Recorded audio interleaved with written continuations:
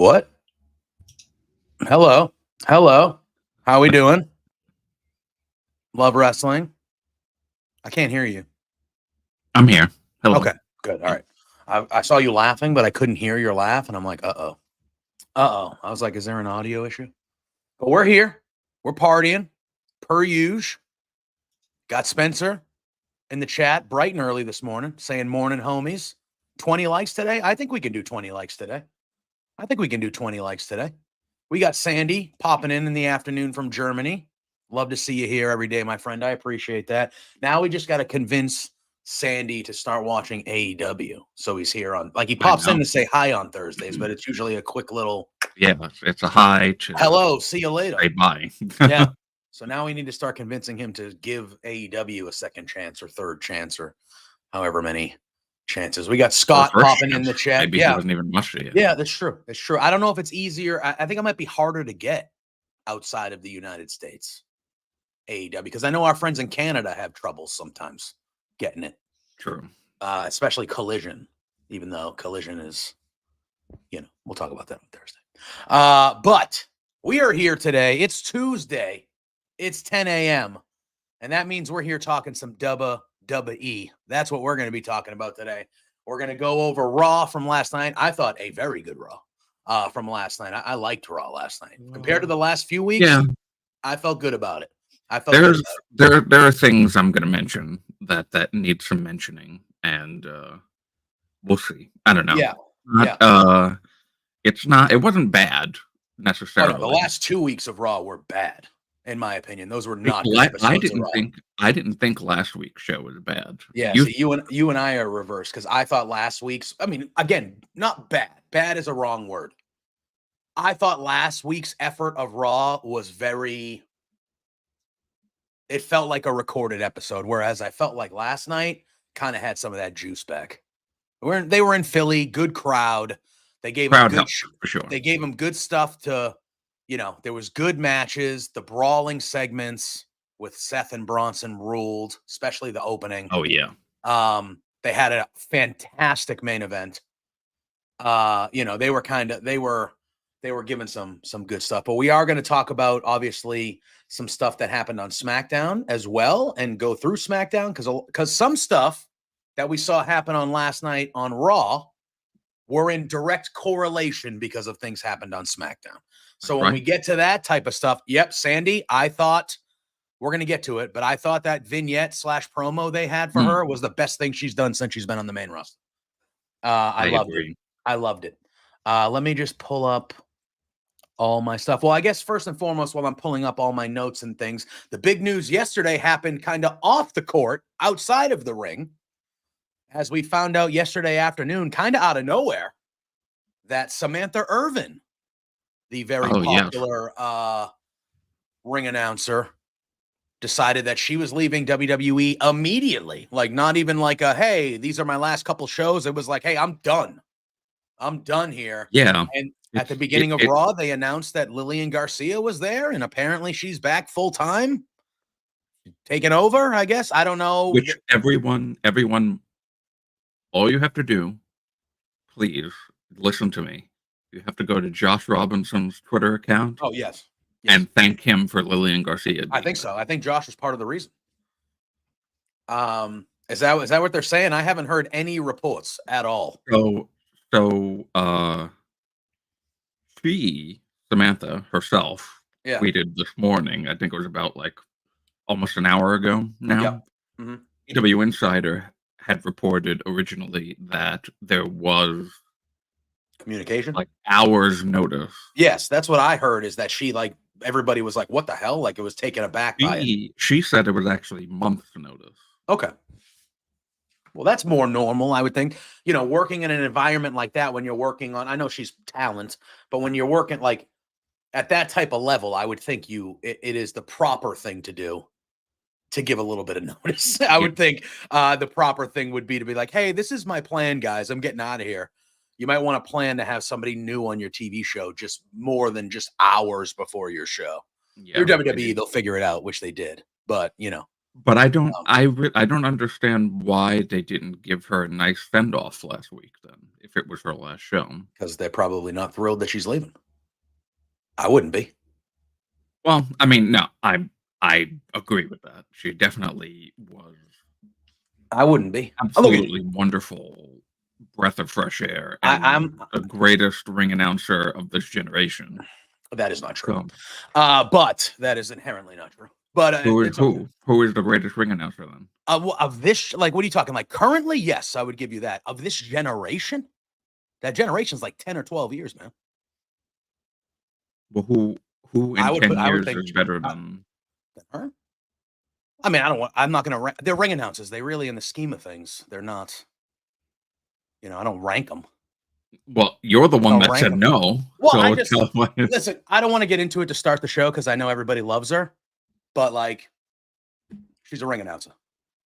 People were acting yesterday like Roman Reigns left WWE. Like, calm down, people. Was It's not the she end of the okay? world. Hold on, wait. It's not the end of the world. Wait. Like, we're fine. We're all gonna be fine. Like, people honestly were Those reacting like people- Cody Rhodes quit WWE yesterday. Those Calm people down. are stupid people. Calm down. Don't base the Let's calm the it down. Samantha It's a ring announcer. stuff on the I know tribalist. they're important, but Twitter. let's calm down. Let's calm down. I said this. Okay, I don't have a ranking, but ring announcing was never interesting to me until Samantha Irvin came around, and I'm talking Okay. just as I'm talking of the. So you Her- didn't like Lilian Garcia then? Or Justin Eh, Roberts? Or I'm Mike Rome? Or Alicia Taylor, who kills it on SmackDown? Like, to me, Alicia Taylor is as good as Samantha Irvin. She just doesn't She is have good. She I just won't doesn't say have she's a not good. camera. They don't set up a camera showing her reactions like they did Samantha Irvin. She doesn't cry when certain people win, which is ridiculous. You're an announcer. Like certain goodness. things. No, sorry. You're This an is a announcer. heel turn from you. No, this is a heel not. turn. It's not a 100%. heel turn. It's not a heel turn because I like her. I think she's cool. I want her to stay. But like, come on. Those reactions from her was what made her ring announcing top tier to me, and to a lot Okay. of people. Yeah, that's fine. That's just in wrestling. Like, you're a ring announcer. Sit over there, do your part, and that's what you do. I'm focusing on the people that are performing. Okay. That's how I view it. That's how I view it. Like, yes, they are an important part of the company. That's true. I can't believe you're talking about great ring announcers, and you two have the nerve to disrespect Scott Steiner by not even. Again, By it's the way, gonna we're make- almost color matching today. Which Yeah, we are. was I like not it. planned Like, out at all. I know it makes me sound like a hater, which is why I was gonna even just avoid talking about it at all. Because I'm not a hater. She is very good. I genuinely enjoyed her. But people talk about her like she was the most important part of the show. She's a ring announcer. She shouldn't have been getting the press she was getting to begin with. Listen, again, It you is what it is. You're basing this off of the worst accounts on Twitter. No, I'm basing it off people that I respect and know who were like crying at the fact that a ring announcer left WWE. Like, let's pull it back, guys. It's not Cody. It's not Roman. Let's calm down. I'm not too young to remember. Howard Finkel is the GOAT of all time. There will never be anyone better than Fink. So let me clarify, because I don't think some people understood what I was saying. I'm not saying that she's the GOAT of ring announcers. I'm saying of this current generation of ring announcers, she's the GOAT. I think Spencer is right. Losing good talent is losing good talent no matter the position. I agree with that. I just think Yesterday it was like, oh my God. You And would by have the thought way, that the I'm greatest not. wrestler who ever lived left WWE. You would have thought. You would have I'm not thought. going to gloss over Ryan Sullivan's little thing about why you might be a little bit more pissed off. Oh, Right I'm now. not. They're going to lose in 5 games. I'm not upset at all. You guys are playing a juggernaut. And I have no problem rooting for Mookie Betts for the next week. You guys had the easiest path ever to a World Series. The Royals and the Guardians. Give me a break. Give me a break. A minor league team could have beat those teams to go to the World Series. Give me a break. The only thing I will say, though, is Giancarlo Stanton, clutch as hell. I respect clutchness in the playoffs because of Ortiz and just what I've been around. Giancarlo Stanton fears me more than anybody else in your lineup. I fear Stanton in the playoffs way more than Judge. Now, I know Judge kind of put it together there those last 2 games, but it's against Cleveland. Who the fuck cares about Cleveland? So, what you played Those words Royals. are JPJ's words and only, and do not reflect those of Love Wrestling. No, I actually had a great time in Cleveland. Cleveland was a great city. Cleveland was a great city when we were there for SummerSlam. I actually respect the city of Cleveland. It was a lot better city than I thought it was going to be. But when you have to play the Kansas City friggin' Royals and the Cleveland Guardians to get to a World Series, you shouldn't be happy about shit. You shouldn't be happy about shit. Now you're actually facing a real team, and you're going to see what happens. Now, could the Yankees win? 100%. They are loaded, especially in the lineup. You don't have any pitching, really. Garrett Cole, piece of shit. So you don't have a lot of pitching. Garrett Cole is actually good every time he faces anybody but the Red Sox because we own his bitch ass. But crybaby bitch is that guy right there, let me tell you. Dan is right, though. I should give the Guardians more credit. They did take the Yankees to the final innings in every game in the series. They did make it to the 8th and 9th and actually completed those games. Let's give the Guardians some credit. But, Drew, today's a good day. The Celtics open up tonight. They're raising the banner tonight, getting their rings tonight. It is what it is. I get to root for Mookie Betts again because I usually don't because it makes me cry. But I get to root for Mookie Betts again. Look, we're going to pivot here for a split second because I know of all the sports you are a baseball guy. This is the World Series that Major League Baseball was dreaming of.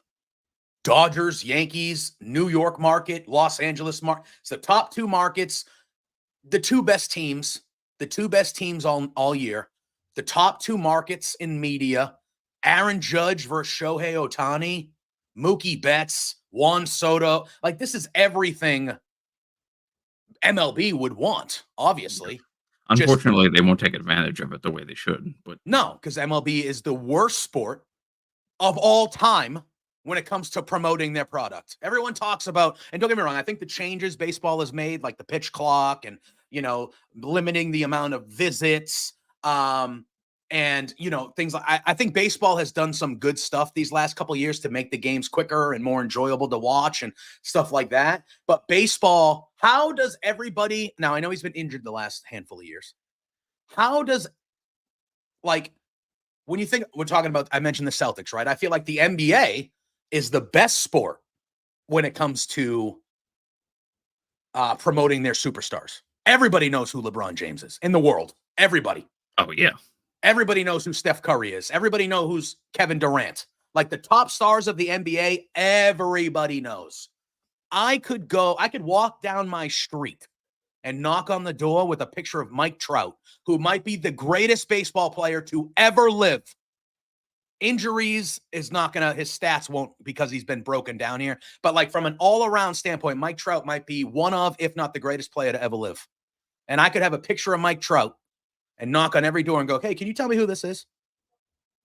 And nobody will know. See? Sandy's in Germany. How the fuck doesn't he know who Mike Trout is?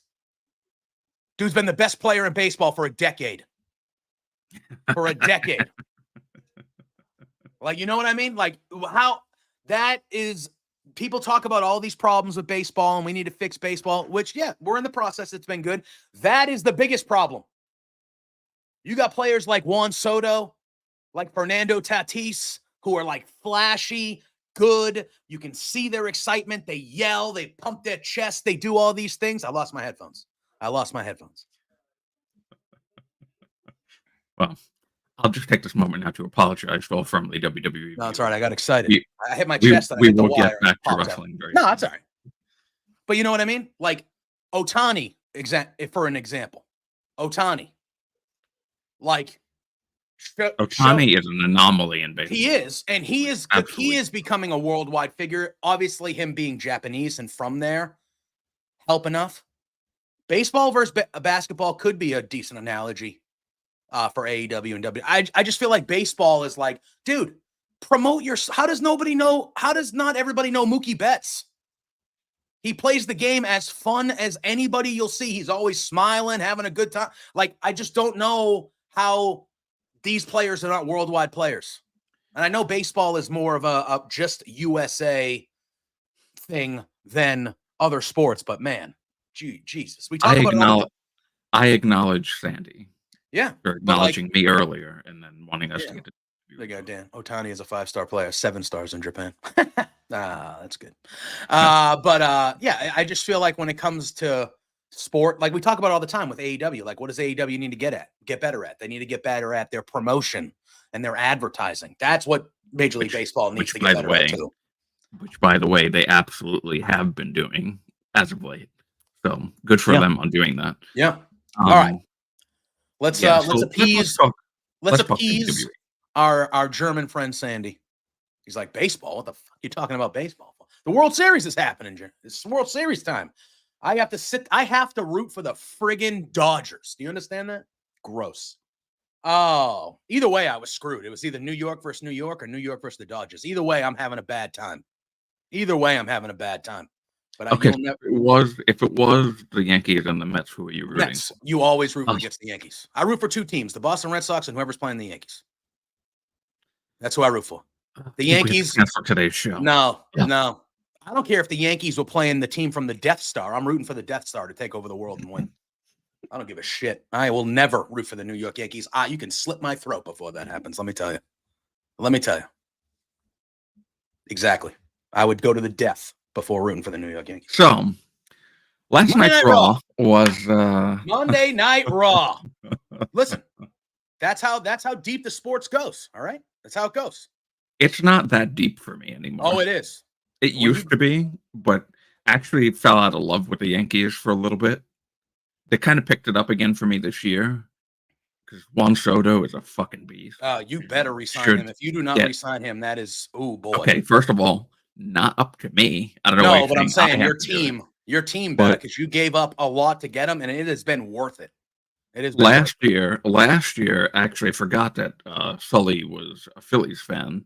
Last year, I started rooting for the Phillies, and not because they were in the World Series, but because they gave me a feeling that the Yankees used to give me before this new version of the Yankees this year.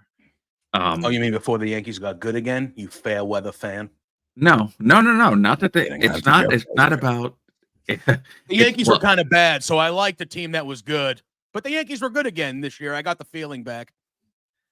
The feeling came back not because they're in the World Series. The feeling came back because they're actually, like, when I was watching the game the other night, it gave me 2009 nostalgia. And I actually went, oh my God, you know what?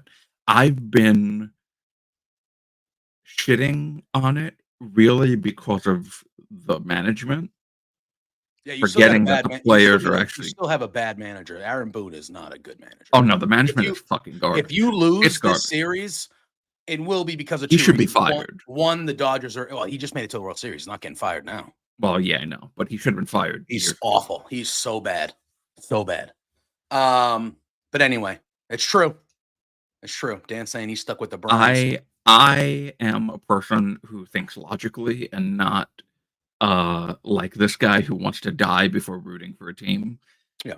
And in a gruesome way too, not even take me in my sleep. I said, shoot me? No. If somebody was hey, literally take a knife if somebody gouge out my throat. No, you know what I mean. If somebody was like, hey man, either you root for the Yankees tonight or I'm gonna boom, you're dead. I'd be like, fucking take me. Take me. I'm good. Yeah, that's not normal. So, no, I'm not. I will not break my code. I'd rather go down than break my code. Anyway, Monday Night Raw. Yeah. Good stuff. Again, you said there was some stuff you didn't like. We'll get into it. But the show opens up. We get the usual montage. They're in Philly, so you know the crowd's going to be hot. Disgusting, the crowd, but hot. I don't like Philly either. Sorry, Ryan. Sorry, Ryan. I know you're technically from Jersey, but sorry. Yeah, Kate is right. We got to get off the baseball talk, but Kate is right because Kate is a real Yankees fan. Kate is a real Yankees fan. She roots for the team like Drew, but she's one of those real Yankees fans that understand that, like, you know. Sorry, Ryan. Sorry. You know I love you. You know I love everybody, just except Philly fans, Yankees, and Steelers, but I love everybody for the most part. So the show opens up. We get the usual montage of talent walking into the building. And right away, we see Bronson Reed walking in. Seth Rollins comes out of nowhere, lays him out. And then we do the follow shot where Rollins gets to the ring. He said, all right, big boy, you want to be famous? Well, I'm right here. Let's go.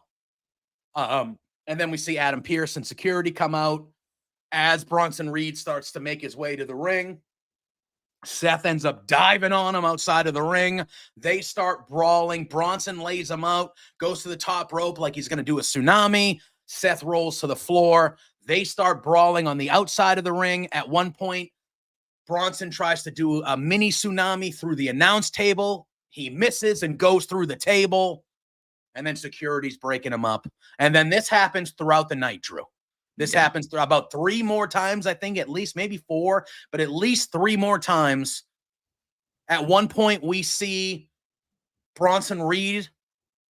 We see out back Pierce. Bronson Reed goes up to Pierce, pissed off, yelling. Seth comes out of nowhere. They start brawling again and get separated. Then later on in the night, Seth goes up to Pierce, and Bronson Reed comes out of nowhere. And they start brawling again to the point where Adam Pearce, this is the loudest I've heard Adam Pearce yell.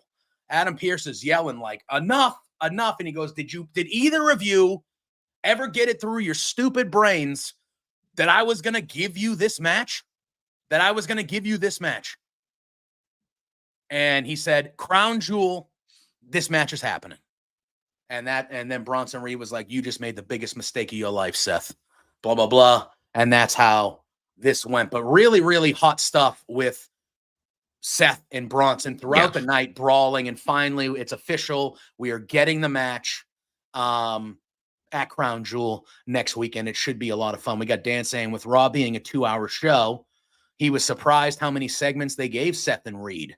Their rivalry has been fantastic so far. They must have a lot of faith in the match is going to be awesome. Bronson Reed is, he is very good.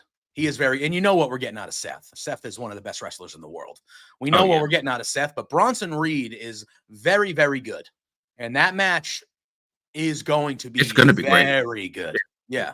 And listen, we a lot of our Firmly WWE talking time has been devoted to Bronson Reed, who I did not expect to ever be talking about this much until they really picked up the pace with him after SummerSlam. He's been a legitimate joy to watch because they're booking him really, really super well to the point that he gets like reaction before SummerSlam. His music would play, and no one gave a shit about him. Yeah.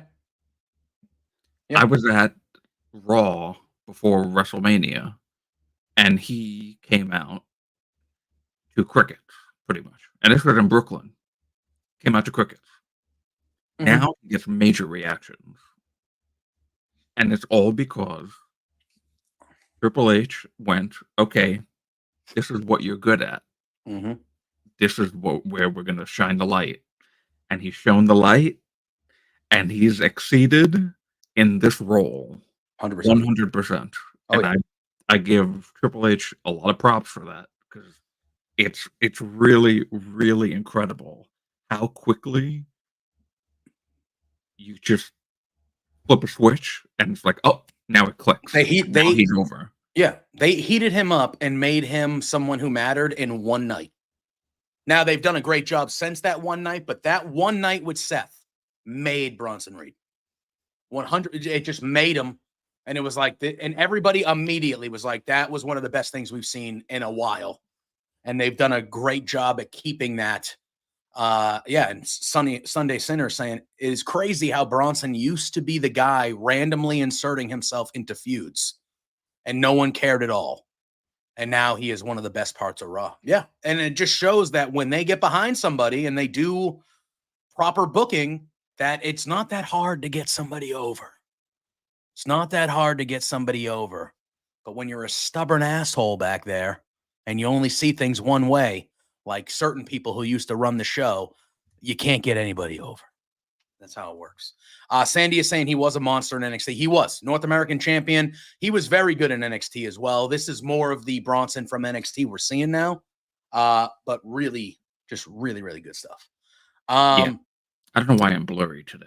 Yeah, you weren't at first. You just kind of got blurry. I don't know if the camera or the desk shook or something like that, but you're fine now. You're fine now. Oh, okay, there we go. Damage Control then interviewed backstage.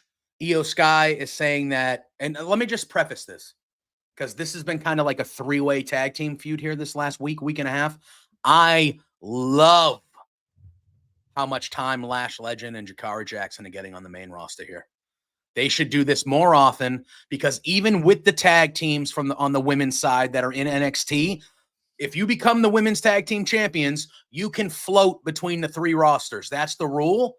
So the tag teams down in NXT, for me, I feel like they should be able to kind of float as well, because if they're trying to go for the titles and Jade and Bianca the rest are small, Sandy. The rest are small. But Raquel is also a good, I think so. I don't know her exact height, but I feel like she's from a height standpoint, she is a good sized woman.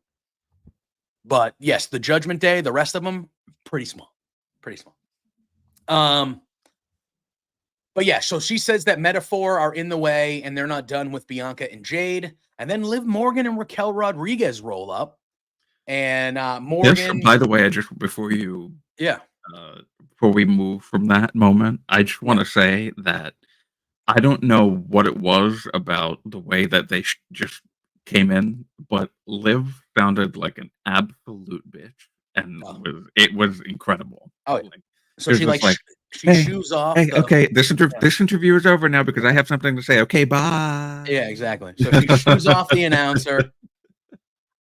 She stares right at the camera, calls Nia Jax out. She says Nia is jealous of her because she has it all. And she's going to have that Crown Jewel championship as well. And then, that's how that goes. Then they have Damage Control and Judgment Day are kind of going back and forth. Liv claims that they can win the tag titles back anytime they want, her and Raquel, because she was like, I don't know if you know this, but me and Raquel were tag team champions before Rhea Ripley screwed us. So we lost our belts. Forgot about all this stuff. Exactly, which later on in the vignette, well, we can talk about it all together kind of now, but later on, we find out. So this whole Judgment Day stuff for the show, we have this little segment. Then we have a segment later on where Liv and Raquel get back to the Judgment Day hangout. And Raquel is pissed, and she's saying that she wants to get Rhea and all this, and Finn stands up, and Finn's like, we're not worried about the tag team titles. Like, whoever we face in this tournament will be fine. We're not worried. He goes, what I am worried about, though, is Damian Priest saying that he's going to be starting to go after the world championship again. That's what I'm worried about. Yeah. Finn's a bit foggy in the brain. That should just be over. And there's some weird. So this whole segment, I know there's more to the segment. Yeah. But what I didn't notice last week, I don't know if I feel like this is the first week where they're starting to show a bit of like awkwardness in the Judgment Day. Right?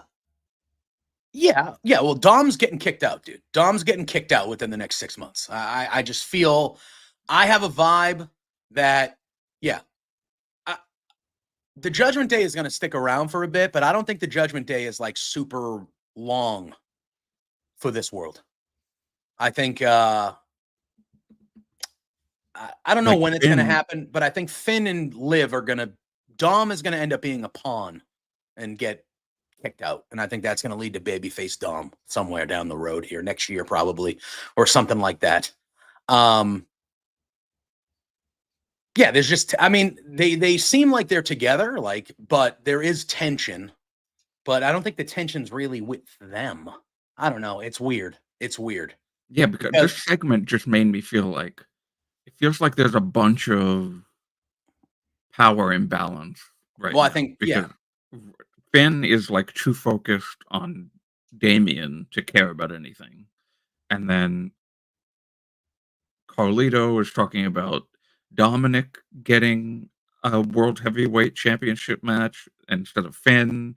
And then Raquel doesn't know what Carlito's even doing here in the first place. And Carlito is like head over heels in love with her. yeah, that's what And I like. My thing is, if I was Carlito, I would have been like, who are you? You just fucking got here. So how about you pipe down? How about that? I don't care that you're taller than me. How about you pipe down? You literally got here yesterday. Asking me what the hell I do here? I've been here for months. Where'd you come from? Yeah, you just showed up. Sit down. That's what I would have said. But that's just me. But I did notice that. So yeah, Raquel was like, what do you even do? And Carlito's like, what do you mean? What do I do? He was like, I'm the comedic relief here, basically, is what he says. And then he goes, and I'm the fixer. And then at one point, Finn is saying that he deserves to be world heavyweight champion. And then Dom, this is where the whole Carlito thing, because Dom says, well, what if I'm the guy that should beat Gunther for the world heavyweight title? And they laugh at him. And then Carlito, to kind of prove his merit, because Raquel demeaned him in front of everybody, is like, you know what? I'm going to go try to fix some stuff. And then later on, we see him in the thing with Pierce. And he says, hey, you're looking for a new challenger for Gunther. He goes, I got one. Dominic Mysterio, and Pierce laughs as well. So now that was genuinely funny. Yes, but now we're getting Gunther versus Dominic. What he said before that wasn't genuinely funny. But wait, what did he say before that? I missed it. That was the segment when EO and Kyrie were in talking to Pierce about Lash Legend and I completely missed this line. Did he say a not great line? I didn't know. You didn't see that? No, I missed it. I only saw the Carlito part of it. So Pierce and EO and Kyrie are talking, and he's saying that he's going to fix Japanese. Not in Japanese. Okay. To him, but yeah, Pierce was saying that he was going to talk to the other GMs and fix the Lash Legend thing and everything that's been going on SmackDown and everything. And then they turn to each other and start speaking in Japanese while they're walking off. And then Carlito walks past them and is looking at them and it's like, oh, I need to learn Chinese. Even though they're Japanese. Yeah, it was not a great line. That got really like trashed on Twitter. Well, as it should. I mean, that is flirting the lines with yeah. It sounded racist. Yeah, it's a racist line. Calling someone that you definitely know Japanese, that's not no. I missed that line. I probably would have thought it was I mean, it is. If I saw it, I probably would have had similar feelings with most people. But okay. So yeah, so he does that, and then that kind of leads to next week on Raw, Dominic Mysterio is going to have a one-on-one match against a former world heavyweight champion. We don't know who yet, but a former world heavyweight champion. So we'll have to see. Yeah, that's the vibes that I get. And then, Dan saying bad line, bad joke. Yeah, that's, yeah. We know that they can be more creative than that. That seems lazy to me. That seems like a lazy one-line thing. That's what I'm thinking. That could happen. That's what I thought too, actually. I was going to mention that. Yeah. Finn versus Dom seems like it could be, because, I could see the way that this week's Judgment Day thing went, where it was like awkward and tense and stuff. And Adam Pearce is kind of a little shit sometimes in a funny way. Yeah. It was like, oh, okay. You want this thing? All right. you're not going to be happy that you wished for it, though. Yeah, Because 100%. I'm not going to make it easy for you. Yeah. So I actually am expecting the former world heavyweight champion to be Finn, because Finn wants to be. This will be like the number 1 contendership match for the both of them, or something. Yes. Yes. Um, I'm gonna have a visitor popping up here soon. Let me tell you right now. Yeah, Pierce did say that. He goes, "I need a drink." Well, so now I'm gonna mention something about Pierce now. And listen, I've been blocked by him before. I'm unblocked currently. I have been, yes. Jesus, what do you got to get into Adam Pierce? He's just trying to do his job. Well, it's actually both. It's my ghost cat. There he goes. Yeah, there we go. See, it's my ghost cat. Yeah. He made a point. There's all this criticism about how chaotic Raw is every week, and then he made a point to get on this is actually true. What Sinner is saying is actually true. This really happened. That's pretty good. There was a campaign to get me unblocked, and it actually worked. All right, fair. And so I am kinder to him on social media, since I know that he watches that stuff. But it's very strange to me how he made a point to get a video out there saying that by design he makes Raw chaotic. Yes. And then last night was chaotic, screaming at the top of his lungs at the creation that is his fault. This is what you wanted, though, I thought. You want Raw to be chaotic. Yeah, but I mean, he still needs to keep order. Yes, but you can't. You can't profess chaos, and then when the chaos happens, oh, you're going to get suspended, you're going to get fired, but you're the one that said you want this, so you're being a little hypocritical now. I can see that. So if I'm Bronson, if I'm somebody who's because they're literally the reason why this happened, this whole thing with Bronson started, is because just like with Bron Breakker, they both went up to Adam Pierce, seeing that they weren't being booked properly. Mm-hmm. And the way that they knew that they were going to be booked properly was by causing chaos. Yeah. So, see, look, they caused chaos last night, and he's in the middle screaming at the both of them, but he gave them what they wanted. Because that's what happens when you cause chaos. It still needs to be a safe. He's still the boss.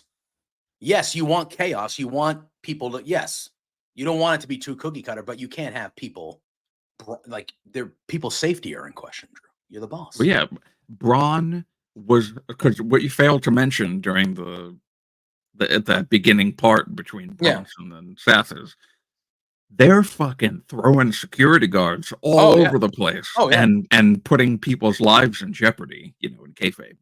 And at one point, before he did that tsunami onto the announce table, which, by the way, exploded in a way I have not seen in quite some time. Yeah. That looked awesome. Yeah.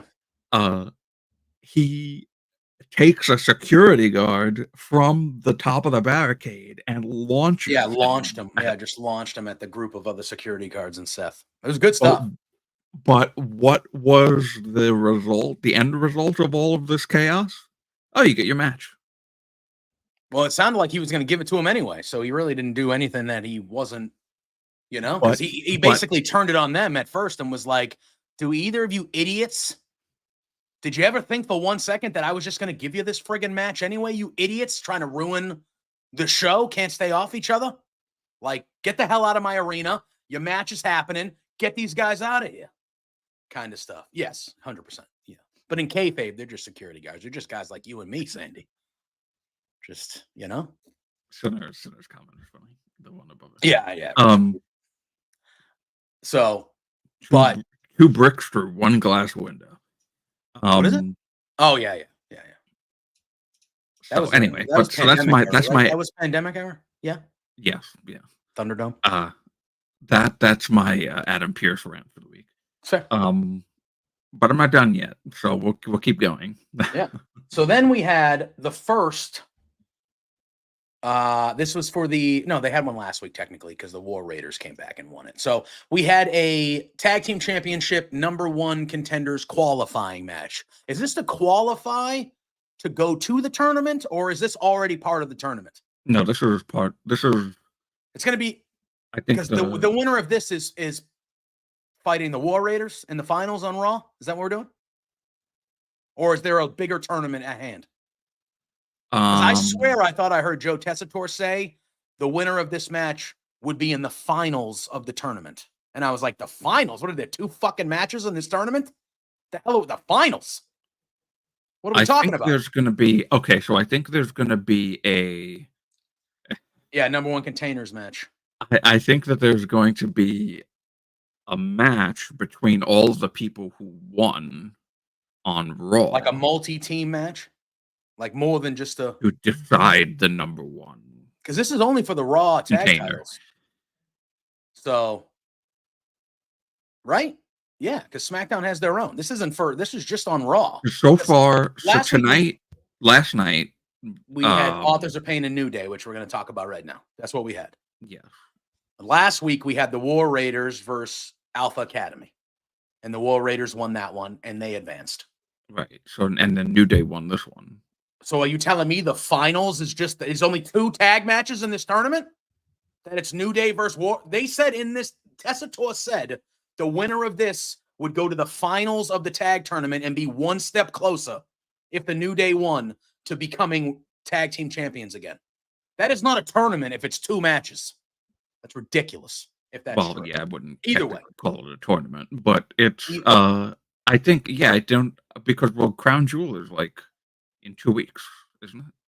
Next Saturday, week from Saturday. So that makes sense. They did the match last week. They're doing the match this week. They do the match next week between the 2 teams that won, and then on the Saturday the finals. That's not a tournament. 2 matches is not a tournament. Ridiculous. Call it a tournament. Anyway, Authors of Pain versus New Day. Miz is at ringside.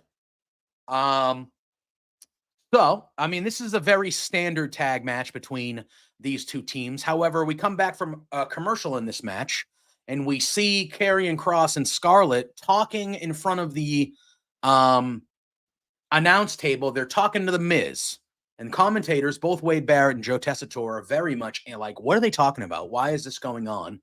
All this stuff. Then we got some stuff happening outside the ring. Okay. R-Truth comes out of nowhere, attacks the Miz.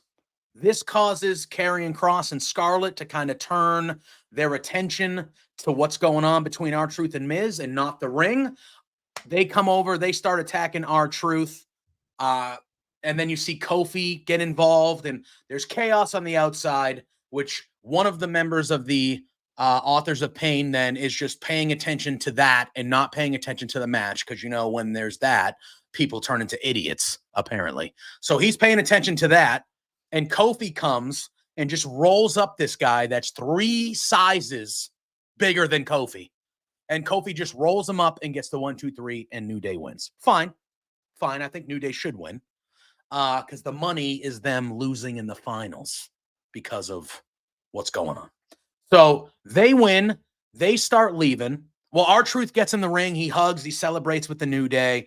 The New Day leaves. R-Truth stays in the ring, celebrating, going to the top rope. And when he turns around or gets down from the rope, he has the whole... What do they call themselves again? Drew? Karrion Kross. Final Testament. Yes. He has the whole Final Testament in the ring staring at him. They start beating down R-Truth. The Miz gets in the ring, starts helping and beating down R-Truth. Now at the top of the ramp, Kofi is trying to run down and help R-Truth, because Kofi's a good dude and he's trying to do that. And Xavier Woods is holding him. He's going, no, we're not going. It's not our business. We need to focus. on the finals next week and becoming tag champions. That's not our problem. Truth will be fine. And Kofi's like, what are you talking about? It's like 6-on-1. Kofi's like, we got to go, man. And Woods was like, nope, we got to worry about us. So the New Day never makes it down to help. But we hear the little piano. The lights go out. And when the lights come back on, the Wyatt Six, everyone except Uncle Howdy are on the aprons. Nikki Cross, Sister Abigail, is on the corner. She dives off into Ivy Nile. And there's a brawl. And the Wyatt Six take out the Final Testament. I'm not saying he's wrong, but you can not be wrong and still be a dick. And I think that's what it's fucking 5-on-1, dude. That guy technically just helped you win your fucking match. So right.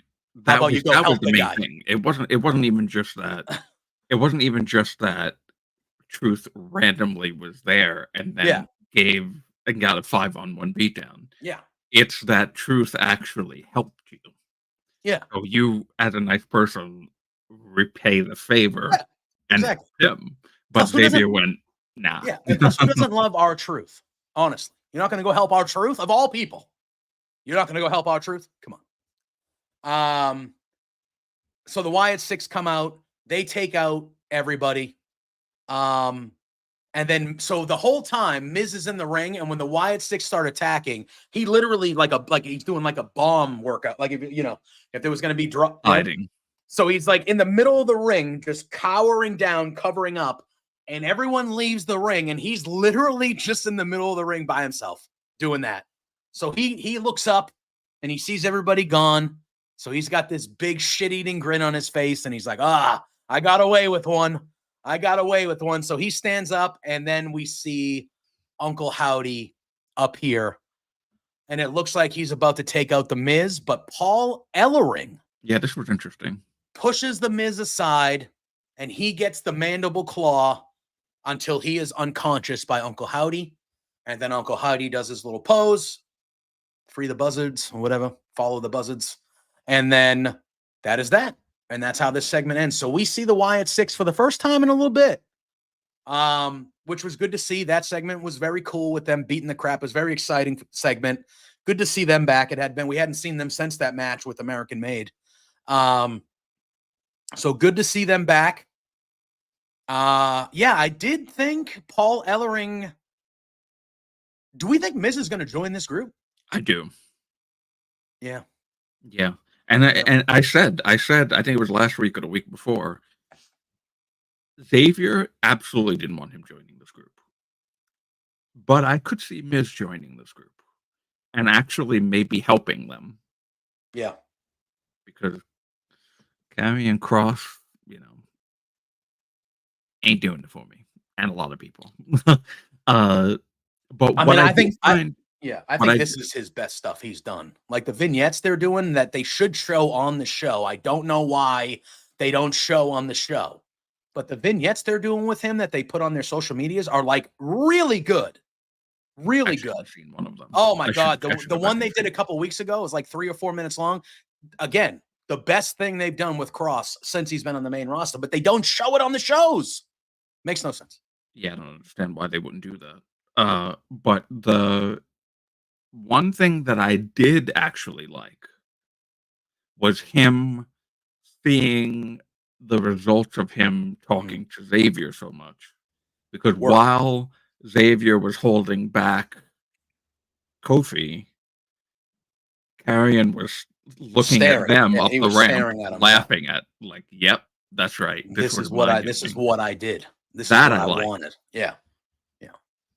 But I can see Ellering being taken out now and Miz being the guy that comes in kind of like as the managerial / actual wrestler. Yeah. Ellering can't wrestle at this point. He's almost 80 years old. Well, we got Sinner saying that he feels like they were writing Ellering off TV there. Yeah, he was saying this yesterday because I don't remember why you said that, Sinner. I don't know if Ellering is. And Sandy, you are right. Older now. Cross's plan is working. Like everything he's doing, even though he's still coming off looking like, not the strongest. Like everything that he's spoken about and everything that he's tried to do has worked. He got the Miz to turn on R-Truth. It's taking a little bit longer because of a 10-year history, but Xavier Woods is doing what Cross wanted him to do. It took a while, but that's where we're getting to now. That's why he was laughing, Drew. He talked to the Miz for a few weeks, and then guess what? The Miz turned on R-Truth. Mm-hmm. Like everything that Cross has been saying or trying to do has succeeded. So I'm very interested to see. Okay, so let me say this. Because I was thinking while you were talking, I was thinking about what Sinner is saying about Miz taking over the group in the Ellering role and using Authors of Pain as his muscle. I like that idea. Similarly, if Miz and Xavier Woods joined with this group, I don't know if I would hate that. If they both joined. You're saying both? They both joined. Yeah. Okay. If that establishes Cross as like this manipulative mastermind to get people, break up friend groups, because I mean that's what he did. He broke up Miz and Truth. He's breaking up in the process Xavier of breaking up the New Day. Yeah, that's what he does. So if I could see, maybe that's like a thing. I don't think I would hate that. I would like to. I am intrigued at the thought of seeing Miz and Xavier with Final Testament. Yeah, that might be interesting. Yeah, and Cinder saying that he thinks Xavier can be a serious character because we haven't really seen that. He goes, but Miz goes back and forth all the time. So, yeah, I mean, I'm interested because now the Wyatt Six is involved, and I would assume that whenever we get to that match, the Wyatt Six isn't going to lose to the Final Testament. The Wyatt Six will win whatever they're doing with that. And so I don't know how that 5 men, 1 woman. Yeah, so I expect Miz to be involved because of the Uncle Howdy thing eventually. Miz will be the 5th. Yeah. Oh, Uncle Howdy. Gacy, no, it's 4 dudes. It's Loomis. 4 dudes, and it's 4 dudes and 1 woman. Right? Joe Gacy, Dexter Loomis. No, it's Joe Gacy, Dexter Loomis, Eric Rowan, and Uncle Howdy. They're the only dudes. Oh, I'm sorry. That's right. And then it's Nikki Cross. So there's 4 dudes and 1 woman, which Karrion Cross, AOP, Miz, Scarlett. Like that's what I would think. They'll do another street fight or another special type of match, and unless they're going Uncle Howdy versus Miz 1-on-1 at some point, which they probably will do. But I could see it if they were doing the whole thing, or maybe they do the other 4 like they kind of did. So they'll do with American Made, like maybe they do the thing where it's like it'll be AOP and Cross and Scarlett versus the other 4, and they'll do Miz and Uncle Howdy 1-on-1 maybe. They could do that. Which would be interesting tie-in to Miz having a feud with Bray during the pandemic. Yes. Yeah, because that happened. And clearly last night when the Wyatt Six showed up, Uncle Howdy was nowhere to be seen at first. And they cleared everybody. Miz. Exactly. They cleared everybody out. And then when it was the Miz's solo time, that's when we saw Uncle Howdy. Just Ellering took the bullet for the Miz. Right. So I think there's multiple ways they can go. But I mean, for everything, and look, I understand completely why a lot of people don't dig Karrion Cross. I actually am digging him now way more than I have the previous iterations, or because I think what they're doing now has a deeper thing to it. Like on the surface, it's still the same old, but there's a not behind the scenes, but there's a deeper layer to this thing with Cross where he's been right the whole fucking time. He's been right the whole fucking time. Right. Yeah. So when I haven't been on the side of NXT, Cross. Sandy, you are correct. He was a beast in NXT. Well, until the Adam Cole promo. But I haven't been into him at all. But then when I saw him staring at Xavier and Kofi and laughing, I said, oh, Okay. You know what? Yeah, I'm starting to get into it now. Yeah. So it's which is I'm really happy because there's a couple of things that I wasn't into that I'm now into. Bronson Reed, for example.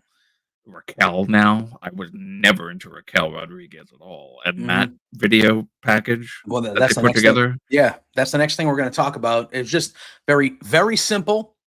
It was an edited promo vignette where she was in the back talking directly to Rhea Ripley. I loved because you mentioned it earlier that you didn't remember. I didn't either. But I loved how they showed because Liv and Raquel were tag team champions at one point, and Raquel was injured, and they played the angle that I completely forgot about until they showed it when this was when Rhea was a bad person in the Judgment Day. They showed Rhea separate Liv's shoulder when Liv was injured and had to take time off. Mhm. He separated her shoulder on a Raw with the thing, which I completely forgot about. And Liv was gone for like 6 months because she was really injured and needed to leave. Then when Raquel was injured, they did that thing in the back where Rhea kicked her knee out and injured her, which I think then led to Liv.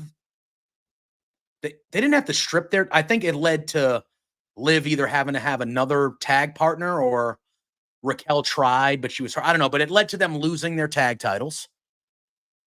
There was the rivalry with Rhea and Raquel in NXT as well, where Raquel beat Rhea in Rhea's last match in NXT in a last woman standing match, powerbombed her through the stage.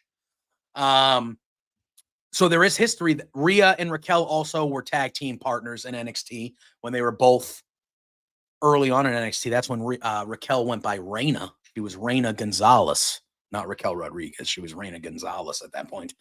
So there is history there, but I loved how they show it because I completely forgot that Rhea was the one of the reasons why they lost those tags. I completely forgot about that.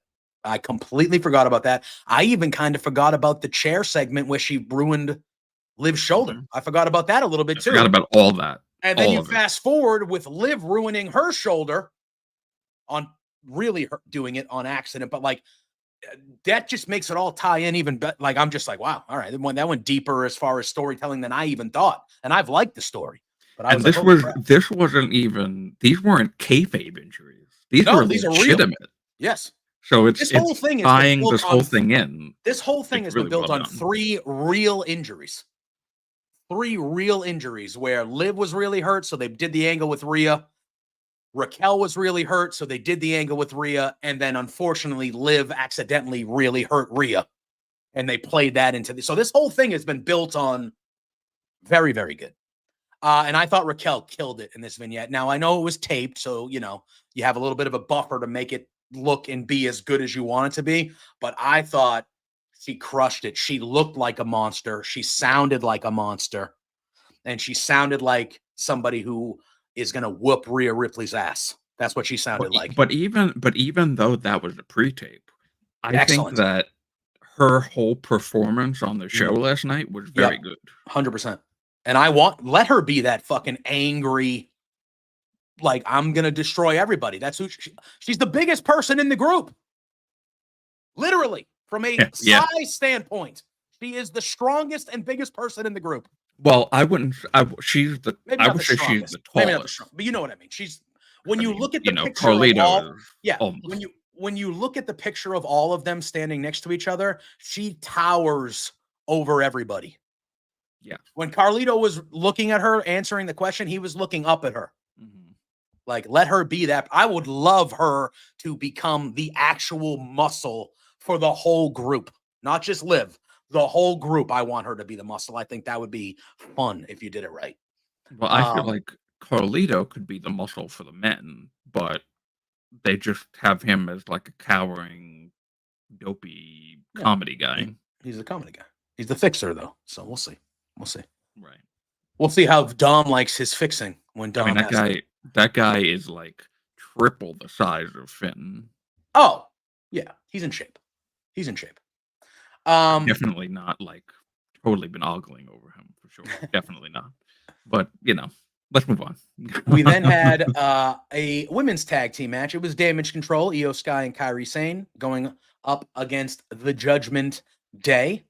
Lash Legend and Jakara Jackson were at ringside again for this. Pretty good match here. I loved Raquel Rodriguez in this match. I thought they made her look like an absolute beast. When she would get in there, she was using her power, using her size advantages. Can't say enough good things about Io Sky or Kairi Sane. Just fantastic. This was a pretty decent back and forth match, but towards the end, Metaphor gets involved. Lash Legend ends up punching Io Sky. Well, yes. Technically, Io. I mean, yes, there was a moment. Was there a moment before Io took? I forgot who's the other. What is the other woman's name? Jakara Jackson. Lash Legend. Jakara Jackson. Jakara. Yeah. Jakara Jackson. Did they do anything before Io just took Jakara and threw her over the barricade? I don't believe so. But on the previous week, was it on last week's Raw or SmackDown? The same thing happened basically. But last week, yeah, it was Lash Legend and Jakara Jackson doing it unprovoked, or there was a little bit of shit talking and they did it. This one, it felt like Io kind of egged it on. She pulls Jakara Jackson over the barricade and out of the front row. And she's kind of baiting them to do it, and then Lash Legend is like, no, and took her out. Which, speaking of Lash Legend, on SmackDown last week, she beat Piper Niven. Straight up beat her. And a very impressive outing for her as well. So then, is it Miss Jackson? Is that how they refer to her? I know her name is Jakara, but do they call her Miss Jackson in the group? Is she Miss Jackson? Sorry, Miss Jackson. Ooh, it's a good song. But yeah, so that's every how time I hear that name, that song just plays in my head. It's one of the all-time but I wasn't a fan of this because this is the worrisome thing that's one of the worrying things that I've been noticing a little bit of a trend of lately. So Raquel was the best part of this match. Yes, I agree. But there's a little bit of a trend going on again where women's matches and segments are kind of shorter than they used to be, and also are DQs and not finishing and not getting decisive victories. And I'm not. It seems to be more on Raw than on SmackDown too. Mm-hmm. So I don't know. I don't hate the story because I do like the Rhea and Raquel and everything. But I think the division's been a little too much that, and it kind of needs to break away from that now, especially when it comes to the title. Like, we can I mean, obviously Rhea's going to get the title back. Yeah. But when Rhea gets the title back, the whole Judgment Day shit should just be done with. Yeah. Well, I think we're on the I think we are on the precipice of the Judgment Day losing all their belts. That's going to happen soon. I think the tag titles are going to go away. I think Liv's going to lose their belt, and then we're going to start to see the Judgment Day kind of go in a different way. I think that's what is probably going to happen. I've noticed that though, because I wasn't the only women's segment of the night, as you know, there were backstage segments, and after this match, Judgment Day and Metaphor are kind of standing looking at each other as well, and then we hear Rhea Ripley's music, and then Rhea comes out, 100% Sinner, 100%. I agree. Yeah. I agree. Rhea Ripley comes out. She gets her hands on Morgan. She's doing the prison trap. And then Raquel Rodriguez is trying to get in the ring, so Rhea lets it go. She drop kicks Raquel off the apron, and she turns to go back after Liv. She's going up for a riptide on Liv, but Dominic Mysterio shows up, pulls Liv out of the ring. But then Rhea gets herself a little bit of Dom because she flips Dom into the ring and puts Dom in the prison trap until both Raquel and Rhea pull Raquel and Liv pull Dom out of the ring and they run away. Wait a That's minute. how this segment ends. Wait a minute. Oh, shit. Wait a minute. I just thought of something. Yes. The title that Liv has, that Rhea had, that's the Women's World Heavyweight Championship, isn't it? Yeah, it's the wrong one. Yeah. What? Pierce said that Dominic was going to face a former World Heavyweight Championship. I don't think so. Per- You think Rhea? You think they're going to give him Rhea? They do. You think they would do intergender? You think There's got to be there? a match between the two of them. That'd be nice. If any time But there's ever been do you think they would do it? intergender, Do you think they would do it? I think it could work. I think it would be fantastic if that's actually what they did. That'd be a good. I think the Finn one is a good idea too. And I just can't. I don't know if WWE would do that, the intergender thing, but that would be great. If all of a sudden Dom was in the ring and it was Rhea and it was like, it could be Damian Priest. They wanted to. No, it's not going to be Damian. I agree. I don't think it should be Damian Priest. Oh, and Dan is asking, did he say a former world heavyweight champion or a former world champion? Because those could be two different things. I'm going to find out right now. Listen, I would love it if it ended up being Rhea versus Dom. That would be fun. I just don't know if WWE is willing and ready. It could be his dad as well. It is true. It could be Ray. It could be Dom and Ray again because Ray is a former world champion. I don't think that. Yeah, I guess it could be. Look at it. It could be a lot of people. There are a lot of former world champions. I feel like we could probably get something really cool with that though. Like, because it just hit me because you were just talking about Rhea and that whole thing. Like, oh, Rhea is technically a former world heavyweight champion. Yeah. And if that's what you're said, and I'm coming up to it right now. I'm gonna listen. Don't let it air. If he I'm just having it on my other screen. Okay, yeah. I was gonna say we'll get booted off. So if he says former world heavyweight champion, which I believe he did say that.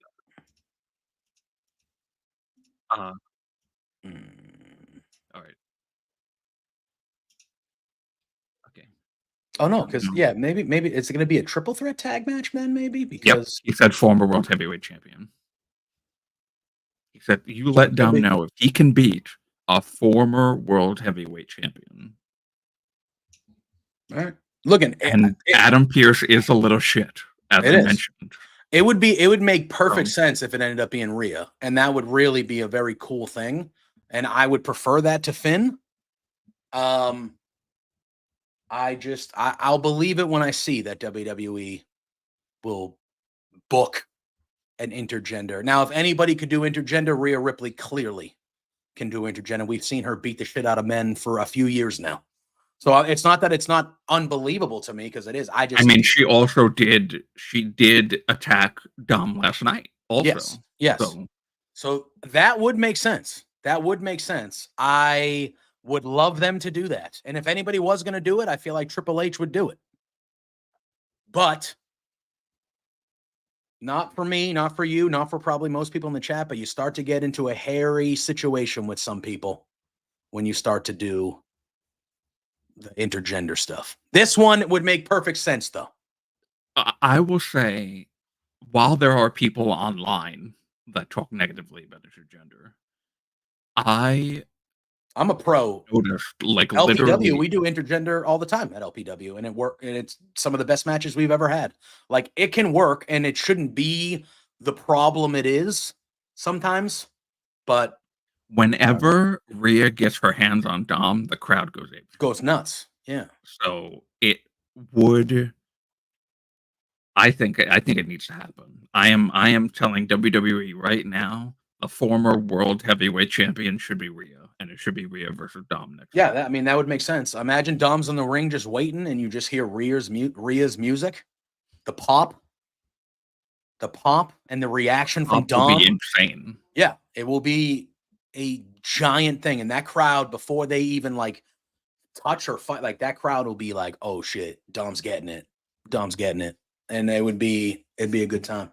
However, though, Dom, I think, yeah, I don't know. We were talking about Dom and Finn earlier, and I was like, oh, that makes, yep, she hasn't. Have guys saying that the women's, they don't, yeah, they do. I thought they did. I thought it was Women's World Heavyweight Championship champion, and then the one on SmackDown is just WWE Women's Championship, right? Yeah. Or is it just World Champion in WWE? Is it WWE Women's World Champion? I thought that was the SmackDown one. WWE Women's Champion. And then the Raw one was WWE World Heavyweight or WWE Women's Heavyweight Champion or something. I'm going to. There is a distinct way that they say it, where I do think they call it. Is it just World in WWE? Is that what it is? It's Women's World Champion. You know what? Yeah. Liv is World Champion and Nia is Women's Champion. Yeah, there you go. Shit. So, damn it. You know, we're doing that thing again. Where look, it could still happen, and that would be a great idea. But I think we're doing that thing again when we're booking ourselves into a shoot, brother, because it's going to probably be thin, like we said earlier, which would still be intriguing and fun, but not as fun as Rhea. But anyway, let's move on. Then we get Trick Williams once again in the front row, the NXT champion. Good to see him. And then we had another tag team #1 contenders qualifying match. It was American made, the Creeds, going up against the LWO, which was made up of Dragon Lee and Rey Mysterio. Yeah, most likely Hab Guy, that's what happened. Some people would love it, and some people would definitely hate it. But it was Dragon Lee and Rey versus the Creeds. This was a good tag match. The Creeds are excellent. Probably going to end up being fun.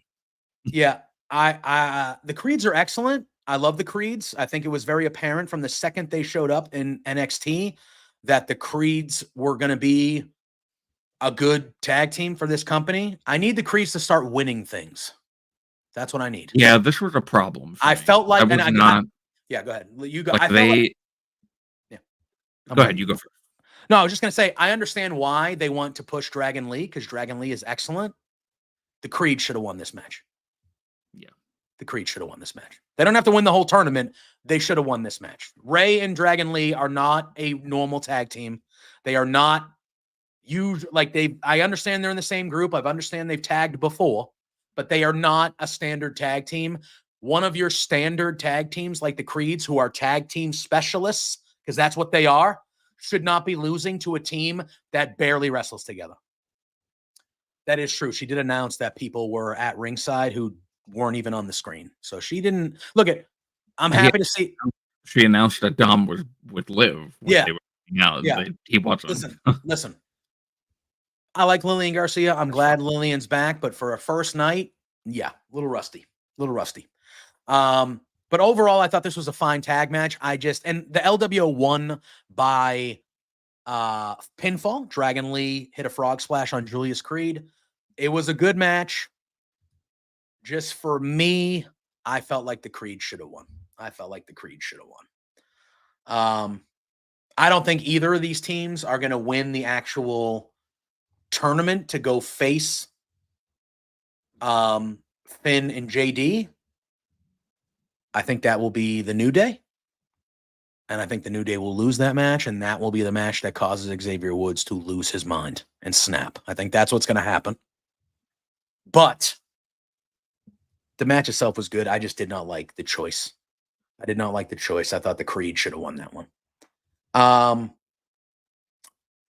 At one point, Damage Control was out back with Adam Pearce again, getting angry.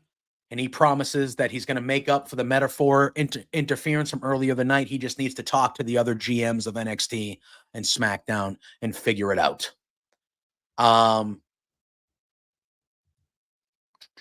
We had an interview with Bron Breakker backstage. He says that he respects Jey Uso, but Jay's not focused, and he has all this family drama going on. And that's why he's going to lose tonight in the main event, and Bron Breakker's going to win back his IC title.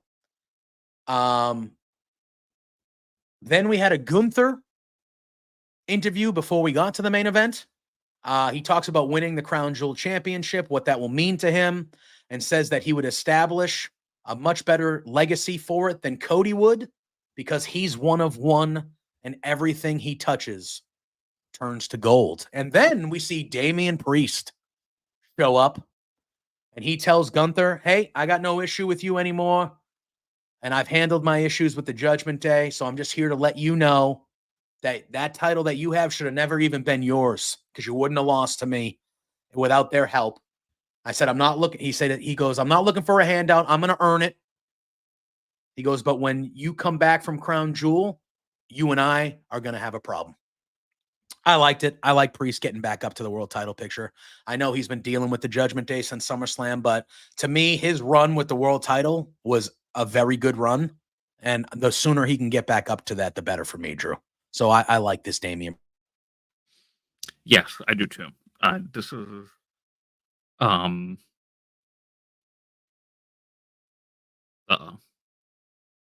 Are you there, JPJ? I don't know if am I frozen or is he frozen? Anybody in the chat with me? Am I frozen? Somebody frozen? Maybe it's me. Oh, okay. He's frozen. Okay, that's what I thought. So, welcome to Drew Nicholas's Firmly WWE. It's my time to shine. Yes. So while we wait for him to come back, I will say yes. Damian Priest time here in this promo, I thought this was excellent. This was his okay. Yeah, I'll just fill in the time until you come back. So yeah, so Drew Damian promo there was really good. I think that was his definitely his sorry, I get thrown off now that I'm alone. I wasn't expecting it.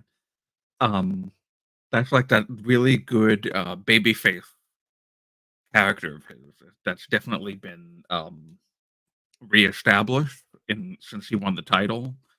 So I'm really excited to see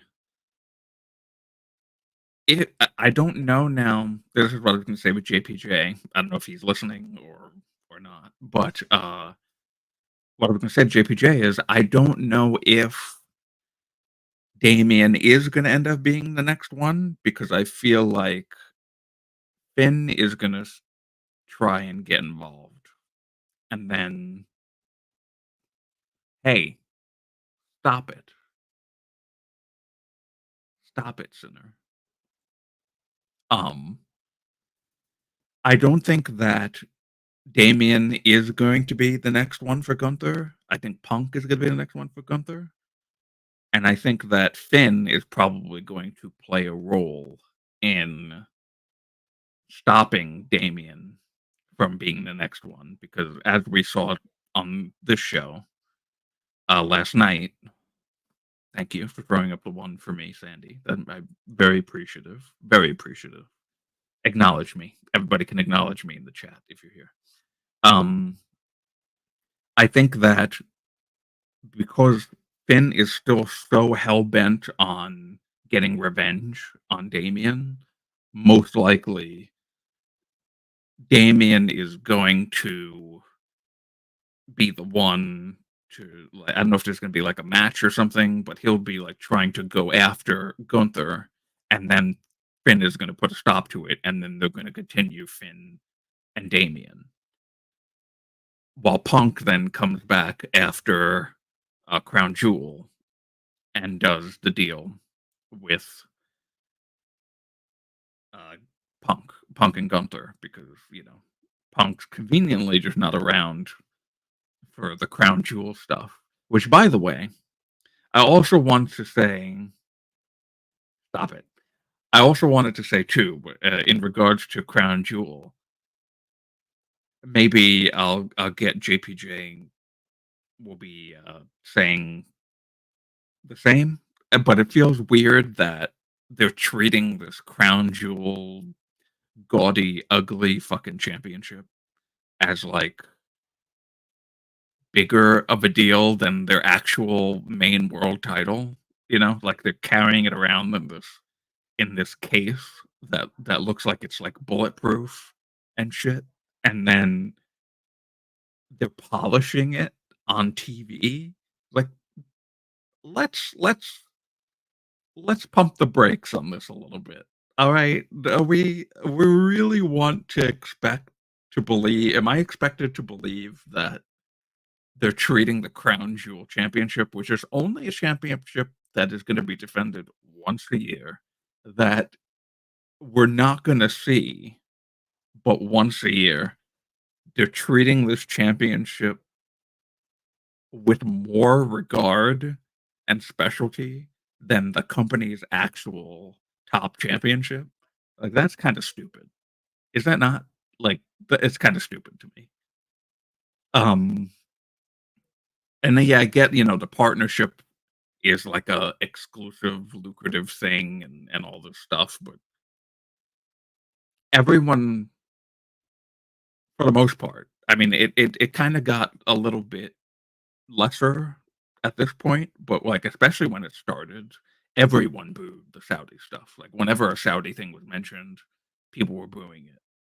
They booed Triple H when he introduced this crown jewel, gaudy, ugly fucking championship too.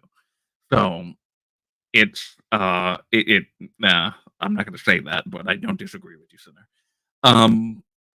But yeah, so I thought that was really strange that throughout Raw they're showing this championship as if it's like $1 billion and it's being guarded and it's being carried by these special people. Hello? Polishing it. Oh God, what happened? I'm on my phone. My whole internet just crashed like a bunch of, I don't know what the hell happened.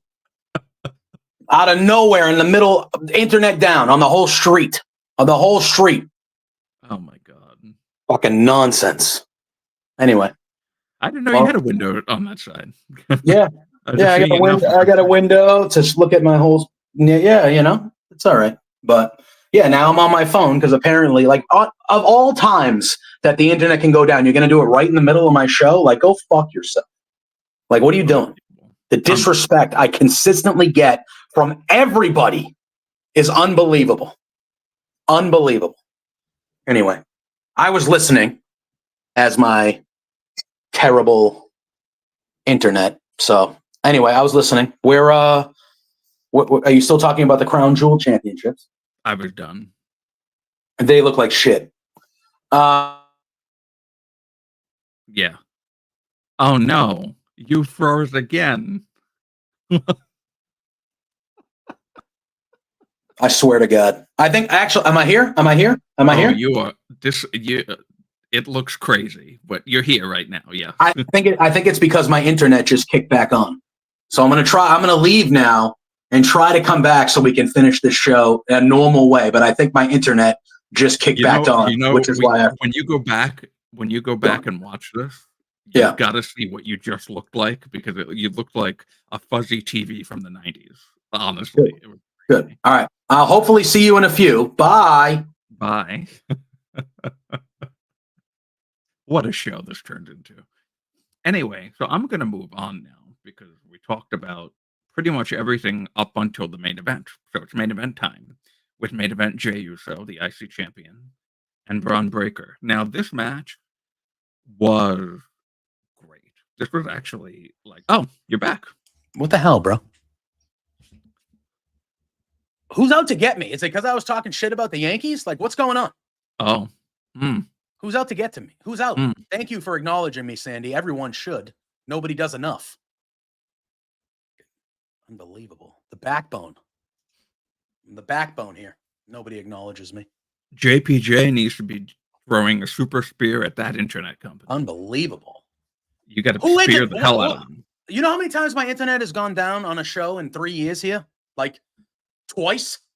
The hell, bro. The hell. Get it together. Fucking Xfinity crooks. They're already criminals with the rates they charge normal people. And then you're going to have my internet go out of all times on a Tuesday when I'm doing a show. Get it together. No, we have never acknowledged. I will acknowledge my internet provider as lumps of shit. That's what I will acknowledge them as. Comcast, Xfinity, criminals. Anyway. What were we talking about? Because Lord knows I've been gone for 10 minutes because the people can't get their internet together. It's main event time. Let's talk about the main event. Great main event. Yes. It was, I think, the best thing of the night. Honestly. Easily. Did you start talking about what happened on SmackDown with Jay? So let's just kind of wrap it all together as a bow. Yeah. So on SmackDown, the show opened with Solo Sikoa and the Bloodline coming out, and they were interrupted by Jey Uso. Yeah. Didn't expect it to go down this way. No, because on last week's Raw, like we saw, Jimmy Uso showed up trying to recruit Jey to go back. So on Friday, Jey Uso shows up. He has some words with Solo Sikoa and the Bloodline. And then later on, after that, we see Jimmy and Roman driving up to the arena, and they cross paths with Jey. Jey is kind of friendly with Jimmy, but he kind of looks at Roman, and Roman looks at the IC title, and he says, "Hey, I'm proud of you." And he goes, "We're all proud of you." And Jey just looks at Roman, and he just says, "No yeet." He goes, "No yeet. No, I'm not in this." And he walks off. And then later on SmackDown, we saw that Roman Reigns got laid out. And the Bloodline beat the crap out of Roman Reigns again, further signifying the idea. And Jimmy. Further getting the point across that they need help. They need help. So that's kind of a small, quick little background of Jey showing up on SmackDown, kind of doing that stuff. We get to the main event of Raw last night, and it was a good one. Bron Breakker and Jey having a great match. These two have great chemistry. They really do, yeah. Yeah, they're having another great match. And about we see Solo Sikoa and Jacob Fatu walking through the crowd. Solo has a Jey Uso shirt, and he's waving and being snarky and like, "Hey, oh, you're here." Tickets. He showed the tickets. He pulls out the tickets. He says, "Hey, we got tickets. We got tickets." This obviously distracts Jey. Jey kind of goes over near the barricade. He's talking. And at this point, we also see the Tongans are there as well. Chaos starts to happen. I really liked the way that they did this too. Yeah, it was like, yeah. They showed the part with Solo and Jacob. Mm-hmm. And then Jey goes to the other side. And on the other side of the arena, Tonga Loa is there, like cheering. It was like, "Hey," they pass him on the back. It was like, "Yeah, you're doing good. You're doing good."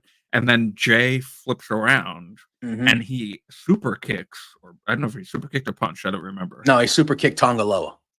And then Tama Tonga comes from out of nowhere, and starts to attack him. And then he gets a super kick. Yeah. So then Solo and Jey are arguing. And at this point, Solo is over the barricade and he's near ringside. And they're arguing with each other. So Solo and Jey are yelling at each other. And out of nowhere, Bron Breakker doing his super spears Solo Sikoa. I screamed when that happened. I screamed. And then we get the moment where, Drew, I don't want to be, it's happening again. I don't want to be inappropriate here, but my nips are hard. Because just thinking about it, because my nips got hard when it happened. All right. Sorry, guys. But we got to the moment where Bron Breakker and Jacob Fatu have a stare down.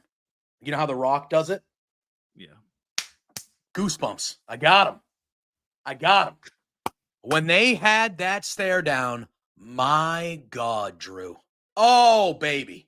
I was like, yep, all day. Give it to me right now. I was like, give it to me right now. And that crowd got loud when Bron Breakker and Jacob Fatu were staring at each other. Holy shit. What a moment that was. I got goosebumps all over me right now. But I was in that moment. I was like, oh my goodness. Yeah, that was very intriguing and something I didn't know I wanted until we saw that moment. Oh my God, dude. I think a lot of people didn't know they wanted until they saw that moment. Yeah, unbelievable. So they're having a face-to-face. Jey Uso hits both of them with a crossbody.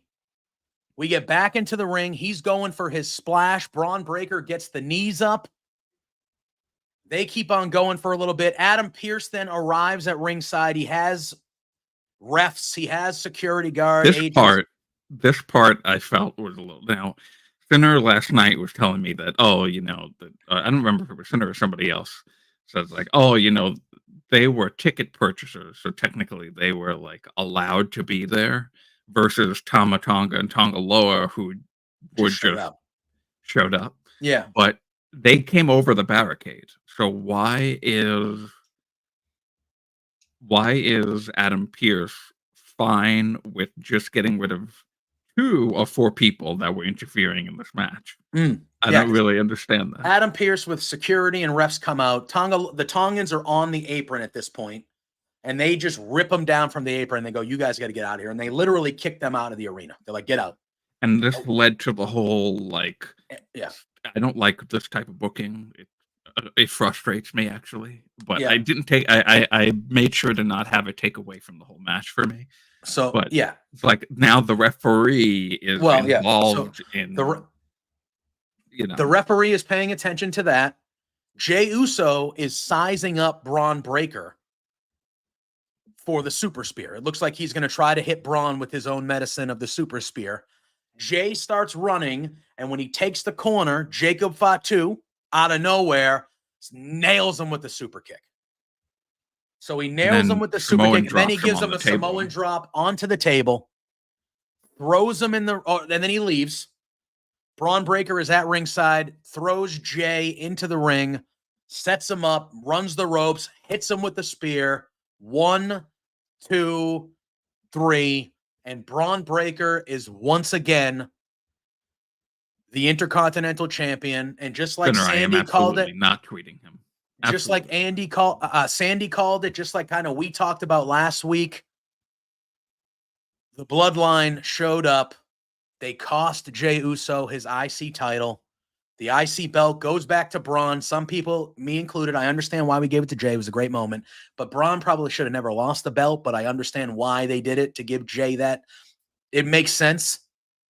But the belt goes back to Bron so he can continue, or hopefully, like, he should have a dominant run here with the IC title. And now Jey has reason to officially go back to SmackDown and align himself with Roman to go get the Bloodline, because the Bloodline cost him his first singles championship in 14 years. I thought it all made sense. I thought it was good. I liked it. I think Bron Breakker being the IC champ is the right call, because Jey needs to go deal with Bloodline stuff and help Roman. I think it was a perfect way to get that. I liked it. I understand the complaints of the ref being too involved, but like that's wrestling. It's always been. I mean, that's just not that the ref was involved. It's the lack of involvement. Yeah, because the security and Adam Pearce and the agents have already got Tama Tonga and Tonga Loa over halfway up the ramp. There is literally no reason for the ref to have his back turned to the match. It's over. You continue doing your job and refereeing. I get it. And then why only Tama Tonga and Tonga Loa and not Solo and Jacob too? They jumped over the barricade and started interfering in this match. Mm-hmm. But only Tama Tonga and Tonga Loa get taken out. Yeah. So, I mean, obviously they had to set it up the way that they set it up, but, make it make sense. Don't do stupid shit. So that's my only gripe with the whole thing. But I enjoyed the match. And now, as we have been talking about Sammy, I'm going to mention him too, but Jey now has no reason to be on Raw anymore. Nope. Not at least for the little bit while they're doing that. So I expect Jey to show up on SmackDown as early as this Friday and align with Roman. We have not seen Sammy. Nope. Since the last match that he had. Mm-hmm. Now we're going to be officially moving to SmackDown. So now Cody is now involved with a heel Kevin Owens. Cody saw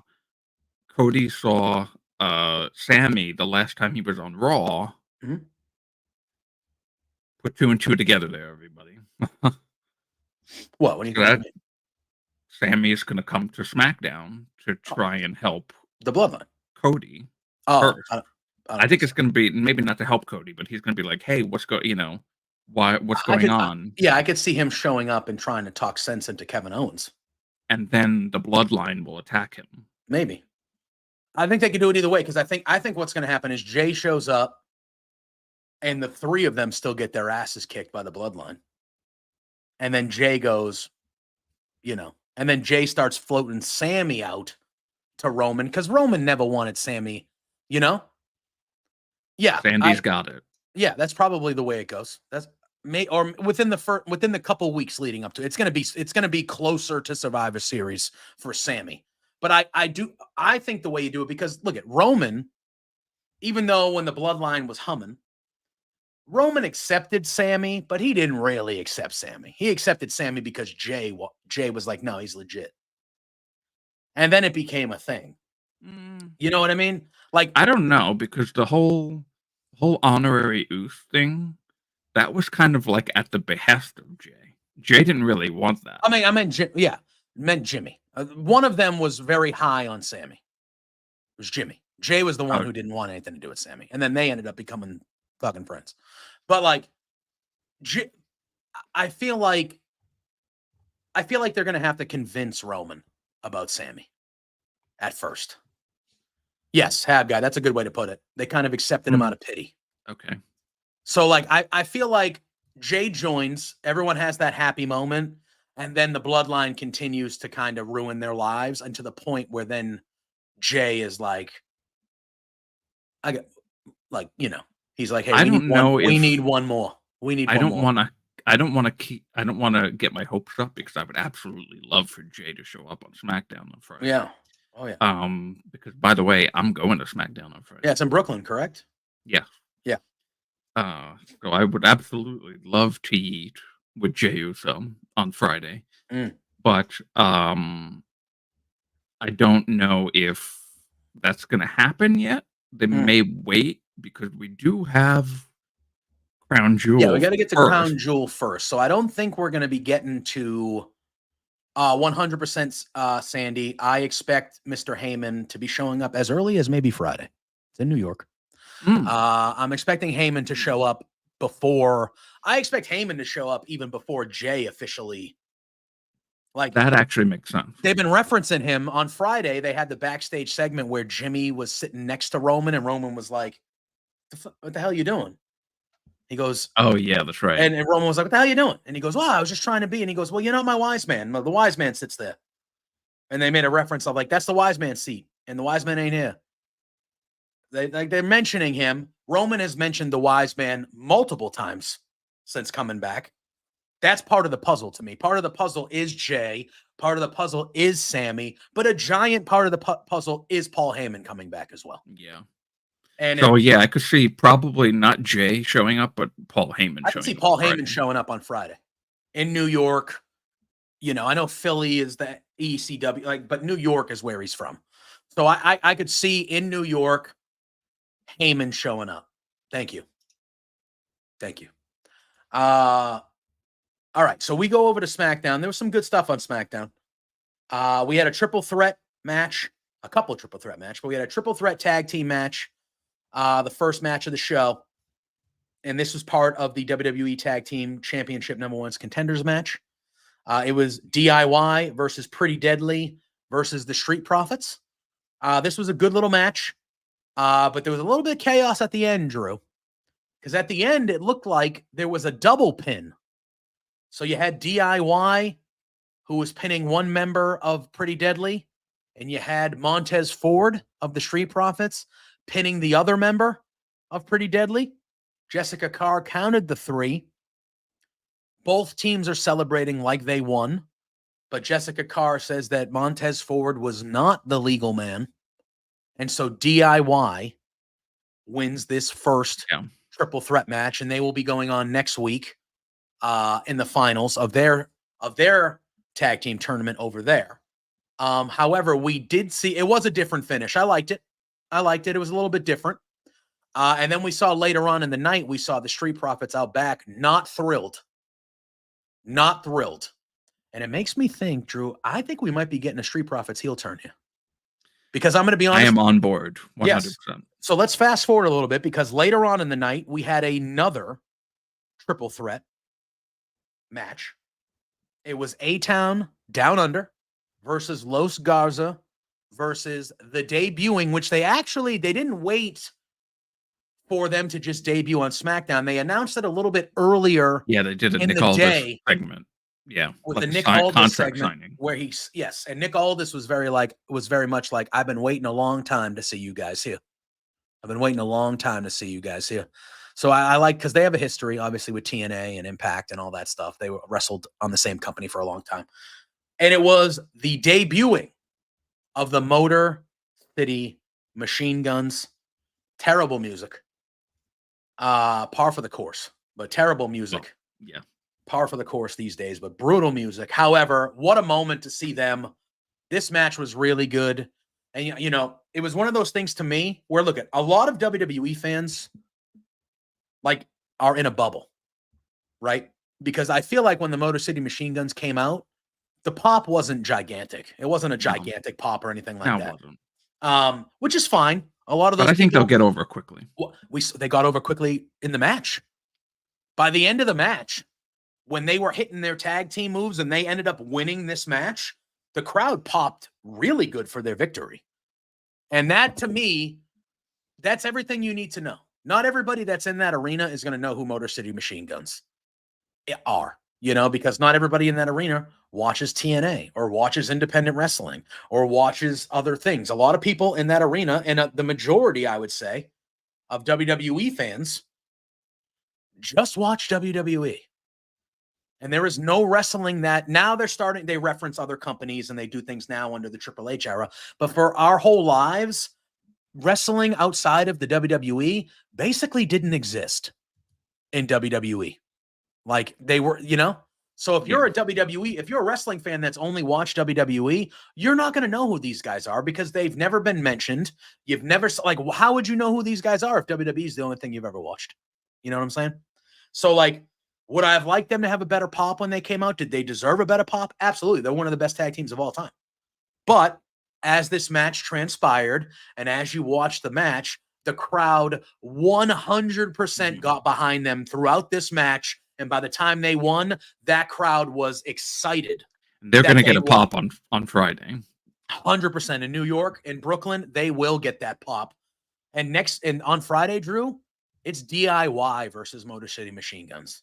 It is going to be excellent to determine the number one contenders for the SmackDown tag titles when it comes to the Bloodline. However, I'm expecting the Street Profits to screw DIY. I think that's going to happen. I think the Street Profits are going to screw DIY and turn heel because they think that they should be in this match. Because they pin, and I think that's what's going to happen. Like that. I think the Street Profits are going to screw them, and that will help Motor City Machine Guns win, and they'll be in a tag title match right away. But I think that's how they do it. All right. For the rest of SmackDown, we had a backstage segment. Nia Jax and Nick Aldis. And Nia Jax is on the phone with Tiffany Stratton. She's berating her for having the sniffles and not being able to get to SmackDown. So they had to cancel their match. Aldis speaks up and says, but then Aldis goes, no, the match isn't canceled. He goes, we got a deep women's roster here. So I think what you should do is go find yourself a partner. And then all of a sudden we see Indy Hartwell and Candice LeRae walk into the room. Indy Hartwell goes, hey, we heard that you needed a tag partner. And Candice is like, kind of being her little quiet self. She's like, I'm kind of available. I'm available. And Aldis goes, look at that. Beautiful. And then Nia Jax threatens Candice LeRae and says, if you don't hold up your end of the bargain, I will end you. And that's how that goes. We then had the Lash Legend Piper Niven match. It's a quick match, but Lash Legend, good stuff. She's very powerful. She is very powerful. Then we have Cody Rhodes. Cody Rhodes makes his entrance. He talks up the crowd, all that stuff. He says he's been thinking quite a bit lately, but as far as the Crown Jewel Championship goes, it's not about the last or next. It's about who's going to be the first. He's like, there's so many what ifs in the history of wrestling. What if Harley Race beat Bruno, NWA versus WWF, Nick Bockwinkel? He's going through the history of wrestling. He says, what about Goldberg versus Stone Cold Steve Austin? He goes, when these matches didn't happen, when they did happen, they were disappointments, which I like. I can't believe they went there. And then he starts talking about Gunther. He says, next week, me and Gunther are going to be face to face. And then he says, what do you say? Yeah, he put Gunther over, actually. He put Gunther over. He put over the beauty of the title, which, what a company, man, because no. And then he says, before challenging Gunther, we're going to have a confrontation next week. And that's how that goes. And then we see the KO. KO sends in a tape that he recorded on his phone. He says he's been in WWE for about 10 years, and it's never felt as bad as it does now. He goes, I'm being asked to stay home after what I did to Cody at Bad Blood. It's unfair and ridiculous when you consider all the beatdowns you see on the show every week. Facts. Very true. He goes, it's all because I dropped the golden boy outside of his stupid bus. And he goes, and what's happened has really made me ask myself how appreciated and valued I am by the company. He goes, but what I really can't get over is what Randy did to me. He goes, I can't believe he betrayed me just like that and let people say what they said. He goes, but I would have never done that to Randy. I thought what we had was different, and I can't believe that he picked Cody over me. And he goes, with everything happening right now, I really don't know when or if I'll come back. And then this leads to Aldis in the office with Randy Orton walking in. Randy Orton says, I don't know what else you got planned, but I need my hands on Kevin Owens at Crown Jewel. I need it. Aldis says, I can't do that right now. Randy gets furious. They go back and forth yelling at each other. And then Aldis says, hey, you don't think I want to make this match? He goes, I can't make this match right now. And it's coming from up above me. And then Randy goes, okay, well, then I know who I need to talk to then, I guess. And he walks out of the room. Yeah, I'm wondering what that's about. Triple H, right? We're gonna get a Randy Triple H segment. Is Randy gonna show up to? Well, I mean, Triple H is at both shows, but are they gonna show? You think they're gonna show Randy like confronting Triple H in the back? You think that happens? Probably, but I'm trying to understand why wouldn't Triple H allow Nick Aldis to make this match to begin with? Because they're being very hush hush about it. When the whole thing happened. The whole thing was they were commentary. Tessitore and Wade Barrett said that they had been told by WWE higher ups to not talk about it. And when Cody was asked, when Cody was asked right after it happened, he said, "We're not talking about that tonight." It's been very hush hush. They haven't talked about it. They're showing it obviously, and then the stuff with Randy kind of made it grow more. But from the company standpoint, they've made it very clear that they don't want to be talking about this Kevin Owens stuff. And now they got the angle with Kevin Owens coming in saying like, all right, well, I'm not coming back then, F you. Because I don't think you guys appreciate or value me then, that you're treating me like this. So I think this whole thing is like, it feels like there's like some weird, it feels like something else is going on. Yeah. But they're not, but Triple H isn't a heel. No. So I don't know what. Almost like it's like he's protecting Kevin Owens in a sense by having him not. That would be like a move because Kevin Owens is a heel right now. Yeah. So I don't know. I don't know where they're going with this. It's very interesting what happens. But I just was like, okay, so why is Triple H protecting Kevin Owens in a sense? Yeah. But I don't know. I don't know if he's protecting him or if he's just like, we don't want that guy here. I think that's more of the thing. Like, it's not happening. KO's not here. Like, and then KO's like, why are they not letting me go to the shows? Like, that just doesn't make sense. Like with all the stuff that happens every week that we watch, you're gonna say that I have to be stay home? Why? Because I think the whole thing, honestly, I think the whole thing is to protect the new belts. I think that's part of it. They don't want KO there to be torturing Cody so he can't focus on the match for this big belt. You know what I mean? So, well, apparently Scotty hasn't. Well, according to him, he says he hasn't. But that, I think, is storyline. I wouldn't think they'd be doing this if he hadn't in real life. I don't expect Kevin Owens to be leaving WWE ever. I do feel like he'd be a good fit in AEW right now. No, he's got friends there. But I was talking to Senator about this last night, actually. I feel like Sammy, out of the two of them, I think Sammy fits more with WWE and Kevin Owens fits more with AEW. That's fair. I think it would be a giant step down for either of them. So that's kind of, I don't say that as a disparaging person about AEW. We do a show about AEW. I love AEW, but those two are main event WWE talents. They might not always be fighting in the main event or for titles, but they are guaranteed main event WWE superstars. They're never leaving that echelon of the higher card. Going to AEW would be a giant step down for either one of them, in my opinion. When it comes to in Kevin's case, I could see him maybe helping out the Elite. Could, but again, I still think that I still think more thing and everything. So. I mean, it also depends on what they want. KO's probably making a boatload of money, very comfortable, does his thing, goes home, spends time with his family. I don't know. It depends. He'll definitely get to do that in AEW. Yeah, probably get paid more. But it's it's less of an audience. It's less. I don't know. It depends on what they want. I think, again, if I were a pro wrestler, if I was in Kevin Owens' shoes, I feel like you're going to get probably a better deal from where you are to just stay where you are, as opposed to, I don't know. I look at if I'm Kevin Owens, I'm looking at, I don't know Kevin Owens' motivation and what, Yeah. But if I am Kevin Owens and I'm thinking the way that I think, I'm saying, okay, I've got kids. I'm making a decent. I don't know how much money he makes right now, but sure it's good. A definitely decent amount of money for sure. AEW is calling. I've got a lot of friends over there. A lot of new matchups I've never had before. I get to stay home more because they don't have live events aside from TV shows and pay-per-views. And Tony Khan is going to pay me more, probably. I'm assuming. They just got their new deal.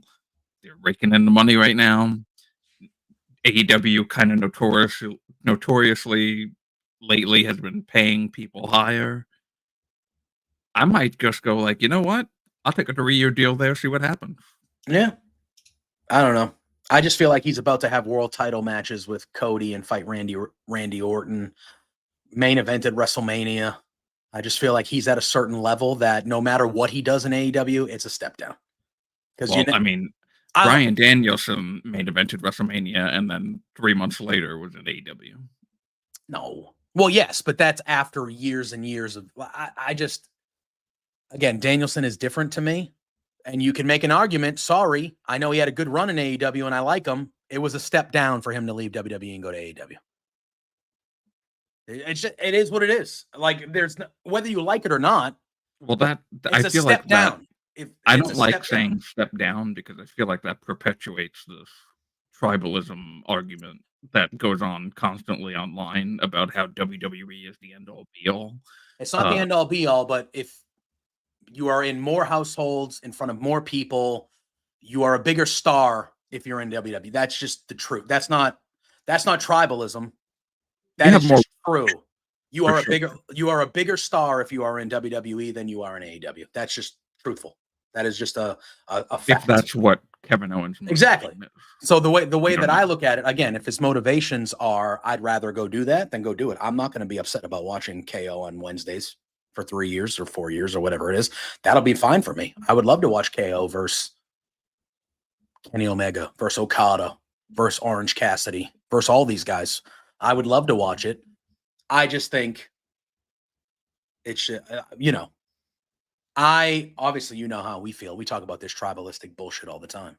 Yeah. But like when you're looking at it objectively, you cannot tell me objectively that if you are a top main event person in WWE, you are not at a different level, not wrestling wise, not wrestling ability wise, but you are at a different level than if you are a main eventer in AEW. They're just different levels of. I think what it really comes down to is where you want your career to go. Yeah. Because you can, I mean, I saw some people making this argument. People thought that Samantha Irvin left. Yeah. Ricochet had to go on, to had to shut that one down. He was like, can we have a day where it's just cool, you know? It was really disgusting. So that's kind of like why I'm taking the stance right now on it too, because if you're going to get more money and have a better schedule, you've made a better decision for yourself. If that's what you want, yeah. To me, fighting at WrestleMania would matter more than anything else. That would be my number one thing. That would be, for me, obviously the money I assume the money would be comparable. Duh. I'm not going to take, $3 million less over here. Right. The money needs to be pretty even. WWE, they do the live events still, but it is way toned down compared to where it used to be. So the schedule it's not 1 day a week. Don't get me wrong. It's not 1 day a week. But like the schedule is way tuned down compared to what they used to do 300 days a year. They're not doing that now. For me, if you're talking about me, the idea of being able to consistently have a top match to main event match at WrestleMania every year, that to me would be like, yeah, no, I want to fucking fight at WrestleMania every year. And I want to be on WrestleMania. I want to get the WrestleMania paycheck. That's what I want. And so that's where and that's probably why we differ. And I'm just like, hey, if everything was comparable and you gave me the option and I was going to be a main eventer in both companies, I'm going to be way more of a star over here. And I'm going to have more merch, more money from merch. I'm going to be able to make more money doing other shit. And that's where I'm going to go. It's going to be more demanding. Don't get me wrong. But I don't know the merch stuff over in AEW. They don't really have great merch. Some stuff is good, but their merch is not. I don't know how much the wrestlers make from their merch. Like, there's other things that WWE presents to you. But in AEW, you also get to have your own merch. That is true. Your own stuff. And do your own streams on Twitch and do your own, That is true. Go to other shows and make money. Go to a whatever, the MLPW, that new thing, or go to GCW. Did you watch any of that this weekend? Did you see any of the highlights? No, I didn't watch it. But I didn't buy it, but yeah. Takeshita and Speedball on the first night was excellent. I mean, Takeshita and Josh Alexander on the second night was no slouch either. I thought night 2 was better than night 1 as a whole, but that was some good stuff. And it was wonderful hearing Mauro Ranallo again. Wonderful hearing him commentate. It was him and Don Callis. I missed his commentary. It was him and Don Callis who were doing the commentary for that. Oh, really? They were a good team, yeah. Don was, he was in character, but he was more straight-laced. But they were a good commentary team. That was a good little event that they ran up there. I don't know much. Like, obviously, it's Maple Leaf. They had a bunch of stars there. I don't know much about them. Was that their first big event? Like, is this a new thing? Are they going to be I think it is. Right? I think it is MLPW. I think it is a new thing. Maple Leaf Pro Wrestling. Is that what they're calling it? Right? Yeah. I was like, man, the amount of stars they had on, like, Ricochet showed up unannounced after night 2 to get in the face of Takeshita. So I was just like, I don't know. Crazy. So I got a call from somebody. Was not expecting to get a call from. Well, they need to know your schedule and know not to friggin' call. Yeah. Jesus. Fuck. I have to call Xfinity after this and be like, hey, Tuesdays from 10 to 12, cut your shit. Cut it out. Bayley and Naomi went up against Candice LeRae and Nia Jax. This was a fun little tag match, but the real news of this one was Candice LeRae pinned Bayley. I was legitimately shocked at this. Everything that happened in this match was a solid, decent, fun tag match. Candice LeRae hit a moonsault and got the pinfall victory over Bayley. My God, good. About time Candice LeRae did something. She's excellent. That shocked me, but I was happy. I was happy about it, Drew. Candice LeRae. Love to see Also, a little bit of a short match this was. it. It was very short. Yeah. It was short. Now, I don't know much. Was Tiffany Stratton actually sick? Is that what happened there? I have no idea. All right. Or I don't know if they're playing up the angle of like maybe she was like, I'm sick of you, Nia, so fuck you. I'm staying home. I'm sick. Or she was actually like really sick. And they were like, But anyway, Candice LeRae. Well, because it was supposed to be Nia and Tiffany. Tiffany, yeah. And I assume that Tiffany was probably supposed to get the pinfall victory with a moonsault. One could say the prettiest moonsault ever. But she didn't. And they were just like, you know what, Candice? Go do it. Hit a moonsault and win. Okay. I liked it. LA Knight cut a promo. So we are getting Game 7 with Andrade and Carmelo. And Nick Aldis. On Friday. Yep. And Nick Aldis told Byron Saxton that LA Knight is going to be the special guest referee for that match. So we got a promo from LA Knight basically saying he's going to call it down the middle and then he's going to beat the winner after and retain the title. And we kind of talked about the end, but Roman came out at the end. And then Solo Sikoa came out by himself. Roman said, I heard you tell Jay that the family's stronger now. The bloodline is stronger now. Yeah, exactly. He goes, if anything, I think you guys are more divided and broken. After everything we went through, everything we lost, and we stand here, you and me divided like this. This was the part of the promo that I love the most, is Roman is talking about the bloodline. And he said, he gets emotional a little bit and he says, I told my father I would fix this. And when he said that line, I was like, now I'm someone who's, my dad has passed away a while ago. But when he said that line, I was like, oh man, that one hit me. Because I was like, holy shit, man. I'm like, that's heavy stuff to be throwing into this promo. Like you just saying, hey man, I promised my dad, because we all know his dad passed away recently within the last few months or a couple, handful of months, whatever. So for him to say that line was very strong.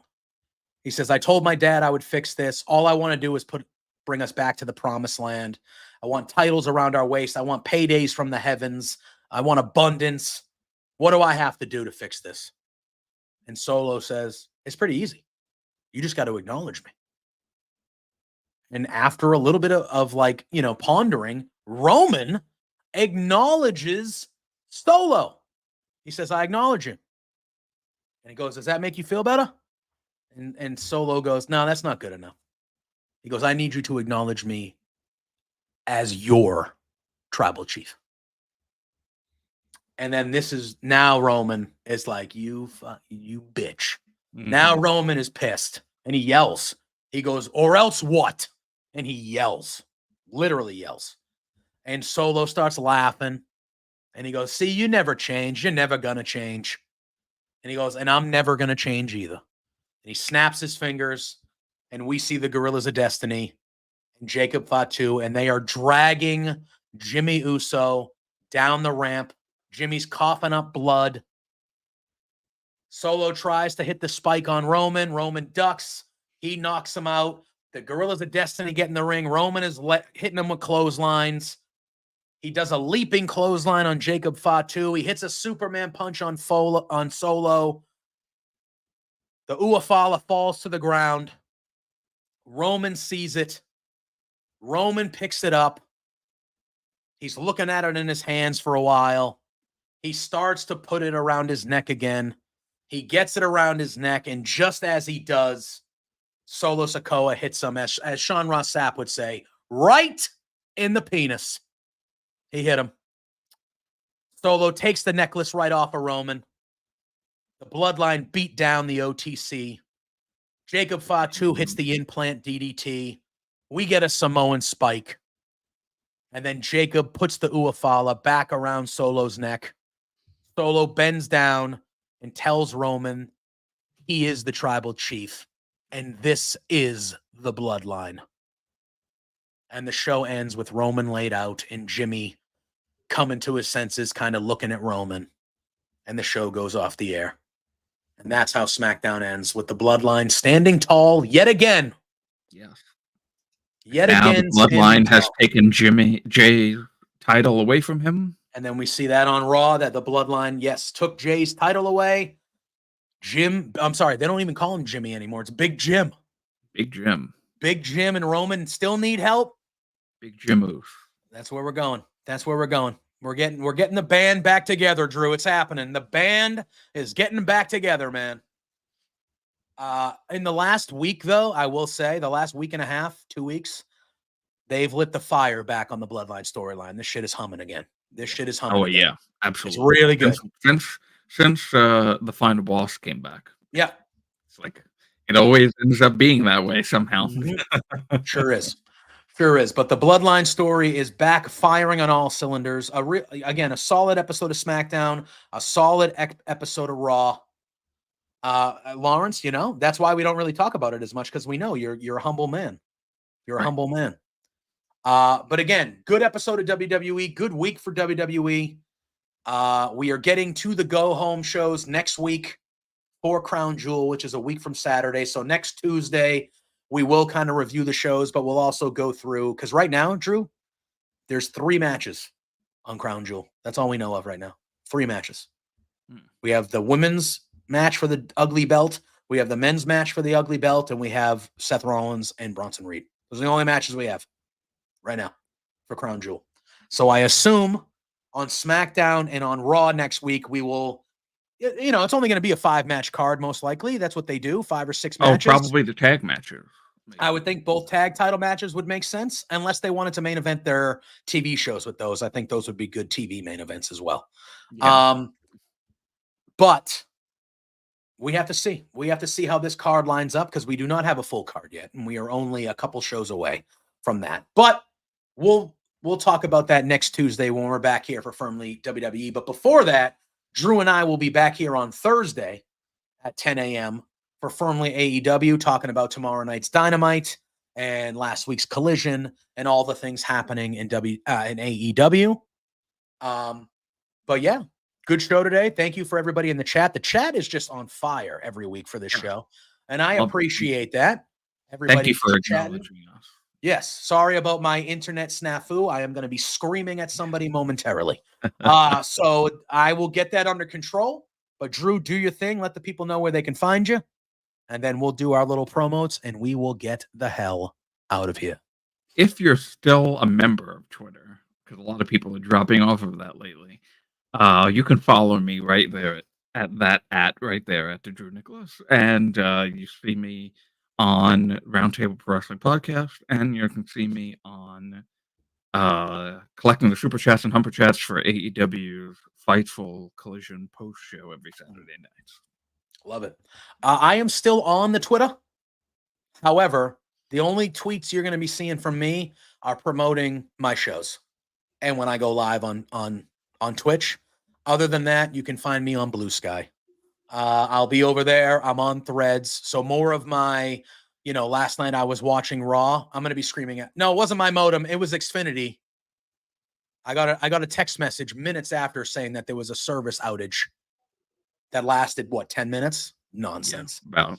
So I'm gonna send. I'm not gonna really yell at anybody, but I'm gonna send a strongly worded message on my Xfinity app and go, "What the hell was that?" I'm gonna pretend. Well, not really, because this is work, kinda. But because I don't get paid, so I don't really consider it work. But I'm gonna be like, I was working. I'm just gonna ruin their lives. Yeah. They're criminals with the amounts of money they charge normal people, so I have no problem yelling at them. But yeah, so on Twitter, it's JPJ Loves Gaming everywhere. So on Twitter, if you follow me on there, you'll see my tweets of when I'm going live on Twitch or promoting, our Firmly shows, B2 Beards, Thursday nights at 8 p.m., the flagship. You'll see all that stuff on there. I'm not leaving Twitter, even though it is a friggin' hellhole. But for more of my day-to-day regular tweets when I'm watching the wrestling shows, not tweets, I guess, because I'm not on Twitter, but you know what I mean. You can find me on Blue Sky. Blue Sky is already starting to get a pretty good wrestling community over there because a lot of people have jumped ship. So yeah, you can find me on there and on Threads. And please, I have a Blue Sky. I don't remember. I tried to tag you in my Blue Sky post today, but I don't know if we're just not friends on there, or I didn't know. I typed in the Drew. You didn't show up. I didn't show don't up think on my I list. think I might have my old at. I know we as a site love wrestling. I don't think we have one either because I tried to tag that as well, and only like the people that are in Love Wrestling showed up. So maybe if this continues to kind of be the trend of kind of everybody jumping away from Twitter because it's the block button feature really soured a lot of people. So it is what it is. That place is a hellhole. Elon sucks.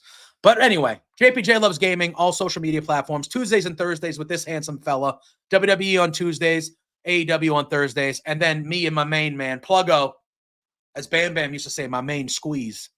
Me and my main squeeze, Pluggo, Thursday nights, 8 p.m., the flagship show here at Love Wrestling between two beards. You can follow us there at B2Beards on all social media platforms. Drew, good job by you, bud. Thanks for filling in the void and soloing it for a bit. Appreciate you. I'm taking it all, as the other solo would say. That's what we do. We stand up for each other. You fill in, you step up, and you protect each other. And I got taken out. I got taken out for a little bit. I got attacked and taken out, and my man had to step up for me. And he did. And he handled the fort by himself for 10 minutes, which I appreciated. But thank you, everyone in the chat. Appreciate all the love. Tell more people about this show. We want that chat bustling every week, which it is, but we want even more people in that chat. So share it out. Tell the people. And until Thursday, Drew and I, we'll see you then. You guys know the drill. Peace.